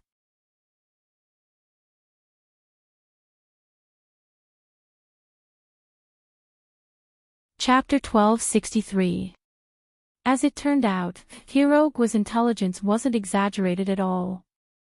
Songhai City's 7 stars first military medical hospital. All the big shots in the country had gathered together. Old Man Sun used almost all of his connections to help him. Within Songhai City alone, the first group of 17 experts had quickly assembled. These were all eminent figures in the cultivation medical world. Outside Songhai City, even more experts from other places had been invited. Anyone who had time on their hands was called. That night, Old Man Sun mobilized 20 private immortal warships under the group to be responsible for picking up experts from other cities. The commotion was so great that it could be said to be unprecedented. In the conference room on the top floor, an image was projected on a big screen. On the left was Lotus Sun lying in a medical cabin. The girl's face was rosy and her eyes were closed quietly. She looked very peaceful and didn't look sick at all. On the right side of the screen were real-time monitoring data from the medical cabin and the results of a scan of her body's environment. The experts in the room frowned and pushed up their glasses as they stared intently at the densely packed data panels in front of them. Sitting in the center of the conference room, Old Man Sun crossed his fingers nervously. All of you are eminent figures in the medical world. What do you think about my granddaughter's condition? In just one night, Old Man Sun seemed to have aged a lot. He had just mobilized his family's power to help the front line investigate the Void invasion. Who would have thought that after the Void incident, another wave would arise before the first wave had even subsided? Next to him, Lu Ping, the director of the military hospital, said, "Everyone has seen her current situation. Miss Sun has no obvious external or internal injuries, her complexion is calm, and her breathing is smooth. However, for some reason, Miss Sun's heartbeat and brainwave activity have stopped abnormally, and then gradually recovered. At first, the episodes occurred once an hour, but now the intervals are getting shorter and shorter. Based on the current data, Miss Sun may be suffering from a neurological disease." At that moment, Director Lu Ping turned his gaze to an old doctor with grizzled hair and beard and a mustache on his chin. "Dr. Zhao, you are the country's expert on neurology. Back then, a soul formation cultivator and a foundation establishment cultivator fell in love. In the end, because of the difference in strength, the soul formation expert used too much force when they kissed. He sucked the tongue out of that foundation establishment female cultivator's mouth. If it weren't for Dr. Zhao connecting her nerves and turning the tide, this female cultivator would have lost her tongue forever. Why don't you tell me what you think about this illness?" Dr. Zhao twirled the pen in his hand and shook his head helplessly. "I've already checked Miss Sun's nerves. Everything is stable. He didn't look like a sick person at all. This old man has been practicing medicine for 100 years, but I have never seen such symptoms." Speaking up to this point, Dr. Zhao turned his gaze to a slightly plump female doctor and said, "Dr. Qian is a famous gynecological surgeon. Back then, she only used a scalpel to cut into the body of a nascent soul stage cultivator and carried out the fetus that had a physical conflict with the nascent soul in the womb of the female cultivator. I wonder, from the perspective of a gynecologist, what does Dr. Qian think of this matter? There's no need to mention what happened back then." Dr. Qian smiled modestly. "I've already fully understood Miss Sun's situation, and I believe that Miss Sun's illness is not a gynecological disease. Over the years, I've come across thousands of strange gynecological cases, but that's all because the female cultivator's lifestyle isn't clean. Miss Sun has always been clean, which is all the more reason to rule out the possibility of a gynecological disease." The female doctor surnamed Xian sighed slightly. At this moment, she looked at Old Man Sunday. "I wonder if Mr. Sun is hiding something from us." Hearing this, Old Man Sun's pupils contracted. He was indeed hiding something about the yin and yang death tribulation. Back when he had taken Lotus Sun to the hospital for a checkup after the 9 Dragon Mountain competition, he had already looked for countless diviners to calculate the curse. However, none of them had divined that Lotus Sun had been cursed, but if this had something to do with the yin and yang death tribulation, then the only way was to find the person who had cursed her and solve the problem at its root. On the other hand, if he were to reveal everything here and word of this were to spread, then it would undoubtedly alert the enemy. Old Man Sun couldn't imagine the consequences at all.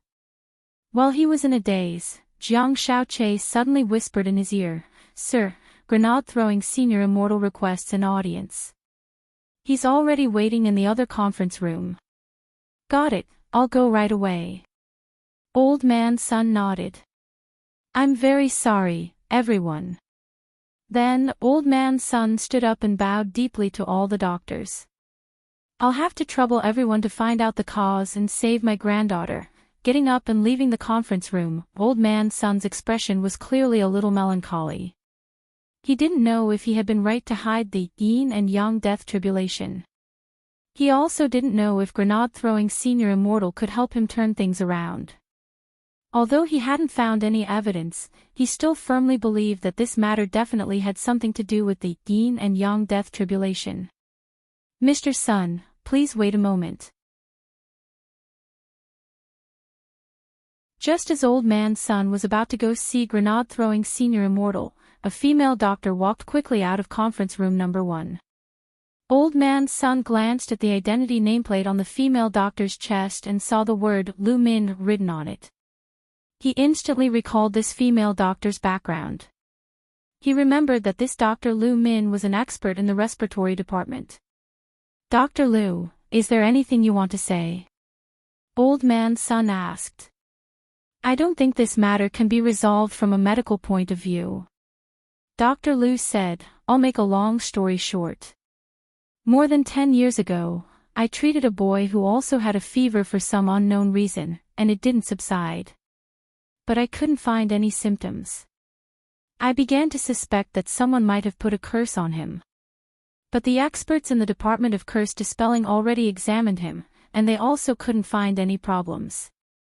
Old Man Sun's haggard face showed some despair. There are all sorts of strange curses, and even experts might not be able to identify the most powerful ones. Take that boy who came to see me back then as an example. At that time, our hospital didn't have a Department of Curse Dispelling, but later on, at my recommendation, this matter was resolved appropriately, said Dr. Lu Min. How? I wonder if Mr. Sun has ever heard of a Buddhist monk named Jin Deng. P.S. For a previous review of Zen Master Jin Deng, please see Chapter 968, The Origin of Super Chen's Blessed Mouth.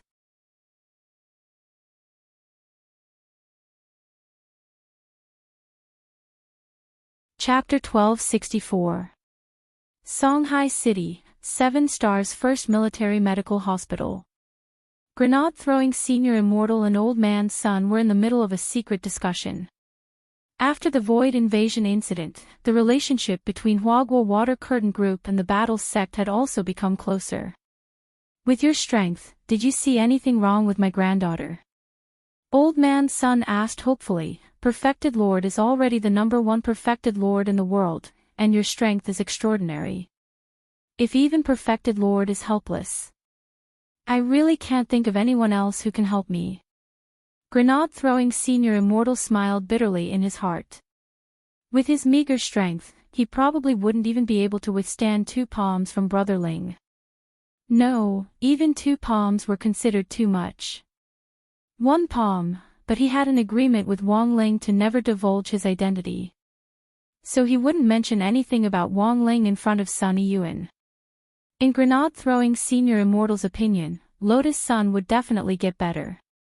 Even if someone had cursed her, the person standing behind her now was the strongest man in the universe. Miss Sun's symptoms are indeed strange. I didn't notice anything unusual. Grenade-throwing Senior Immortal shook his head slightly in response to this question. Before he had decided to meet Sunny Yuan, he had already used Wang Ling's King's Eye to investigate him. The King's Eye didn't notice anything out of the ordinary. He even used his eye cleansing ability. If he was really cursed, there was no curse in the world that could avoid the purification effect of the eye cleansing. Grenade-throwing Senior Immortal had already seen the power of eye cleansing when Kyoan had been arrested by First Prison of Songhai. The curse power of the 7 perfected immortals was disintegrated completely in an instant. Looks like we have no choice but to try everything we can. Old Man Sun frowned. He thought of the Master Jin Deng that Dr. Lu Min had recommended to him, but he didn't know if this person was reliable. Immortal, have you ever heard of a Buddhist monk named Golden Lamp? Old Man Sun asked. Never heard of him. Grenade-throwing Senior Immortal shook his head. A Dr. Lu recommended this old Zen master, saying that this old Zen master might be able to cure my Rongrong's illness. There's no other way right now. Maybe we can try. Grenade-throwing Senior Immortal nodded slightly. But I have another question. That is related to the yin-yang death calamity. Hearing this, Sunny Yuan's pupils shook. How did you know about this?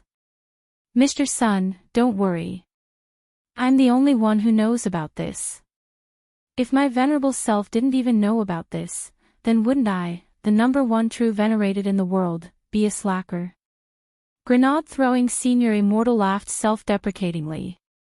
Because he indeed seemed to be a slacker. Ever since he had followed Wang Ling, he had been able to do everything.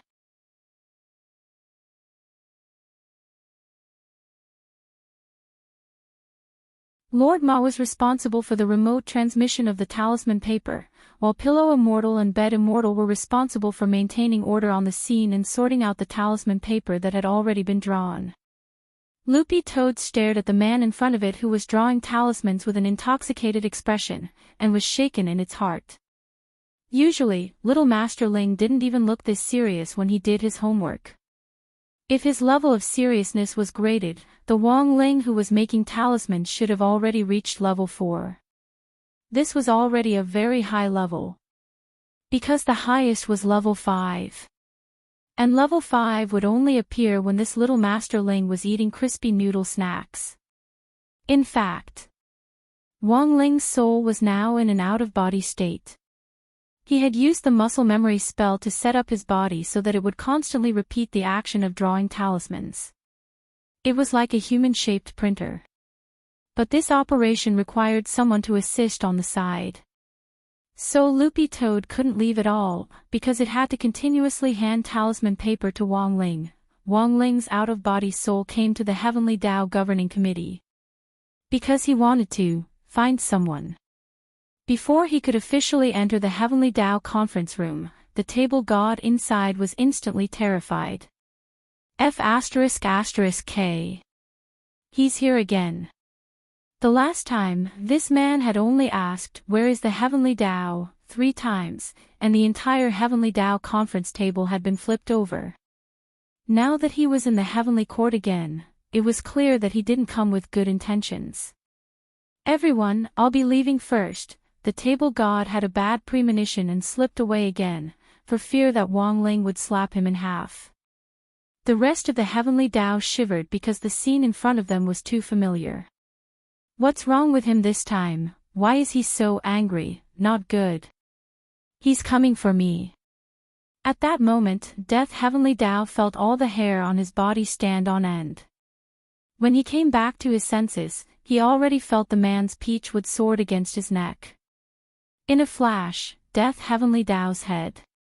In an instant, a huge danger word appeared in his mind.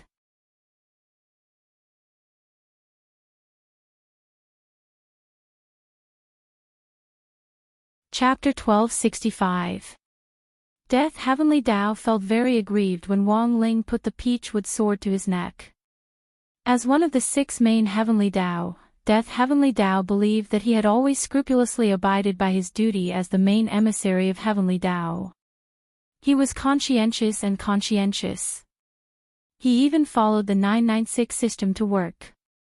He didn't even dare complain when he worked overtime. Every time someone died on Earth, he had to remember the person's name and summarize the person's life experience. Then, he would discuss matters regarding the person's reincarnation.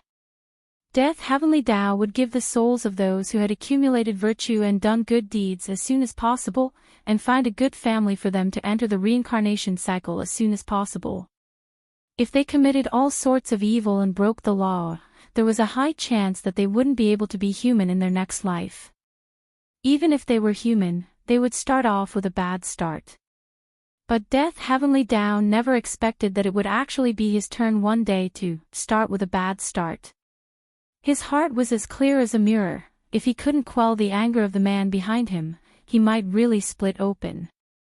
At that moment, Death Heavenly Tao was threatened, and the other Heavenly Tao were also trembling. They had seen the power of this peachwood sword before. If this sword went down, the entire heavenly court might collapse. What on earth is going on? What else could it be? Survival Heavenly Tao winked frantically. While Death Heavenly Tao was at a loss, as a good brother, he already had a general understanding of the situation in the world below. Among the 6 main Heavenly Tao, Life Heavenly Tao and Death Heavenly Tao were the only twin brothers, and were collectively known as Life and Death Heavenly Tao. So, although there were only 6 positions in the main Heavenly Tao, there were in fact 7 people. This was the legendary, there are 7 things in the unseen world. Shinrin, don't be angry. Let's talk this over. Death Heavenly Tao was the younger brother. Now that the younger brother was in trouble, Survival Heavenly Tao, as the older brother, naturally had to help smooth things over. He already knew why Wang Ling was so furious. In the end, it was to save a girl. Wang Ling had been drawing death substitute talismans non-stop, and didn't even have time to eat crispy noodle snacks. Quickly, find out what's going on with this Miss Lotus Sun. As Death Heavenly Tao, how can you be so careless and slack off like this?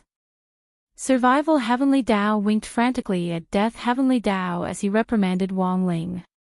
The Heavenly Tao little golden men were covered in Dharma light. Under normal circumstances, it was impossible to see their expressions, but after spending a long time with each other, they could still tell each other apart. As a pair of twin brothers, there was no doubt that death and survival were connected.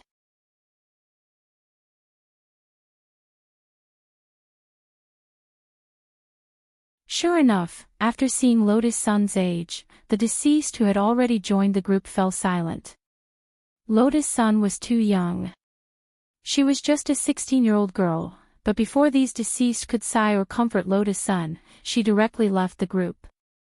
During that time, there was a brief riot in the group. A lot of the deceased began to think that Lotus Sun had gotten into the group through connections. The deceased reacted violently. But fortunately, Lotus Sun's appearance was just a small interlude, and the matter was soon forgotten. But what the deceased didn't expect was, an hour later, Lotus Sun actually entered the group again. System prompt: the new victim, Lotus Sun, has joined the group. Everyone, what's going on? She entered again. She really woke up in a coffin. What's going on with this girl? She's too weird. Oh my God, has our group lost all our dignity? Wasn't it created by Death Heavenly Tao?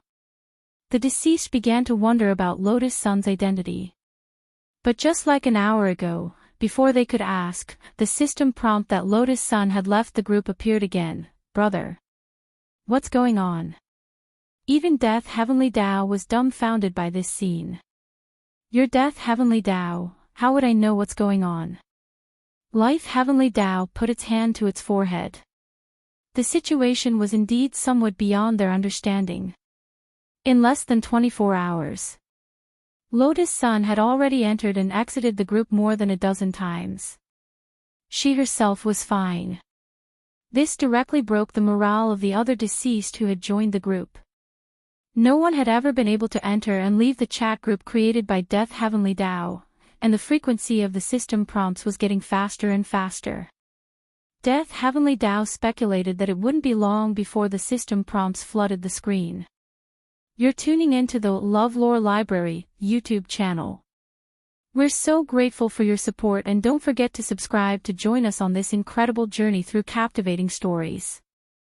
Your generosity through donations truly makes a world of difference, as it's the primary source of revenue that allows me to expand and enhance this channel for you. Thank you from the bottom of my heart for being a part of this adventure.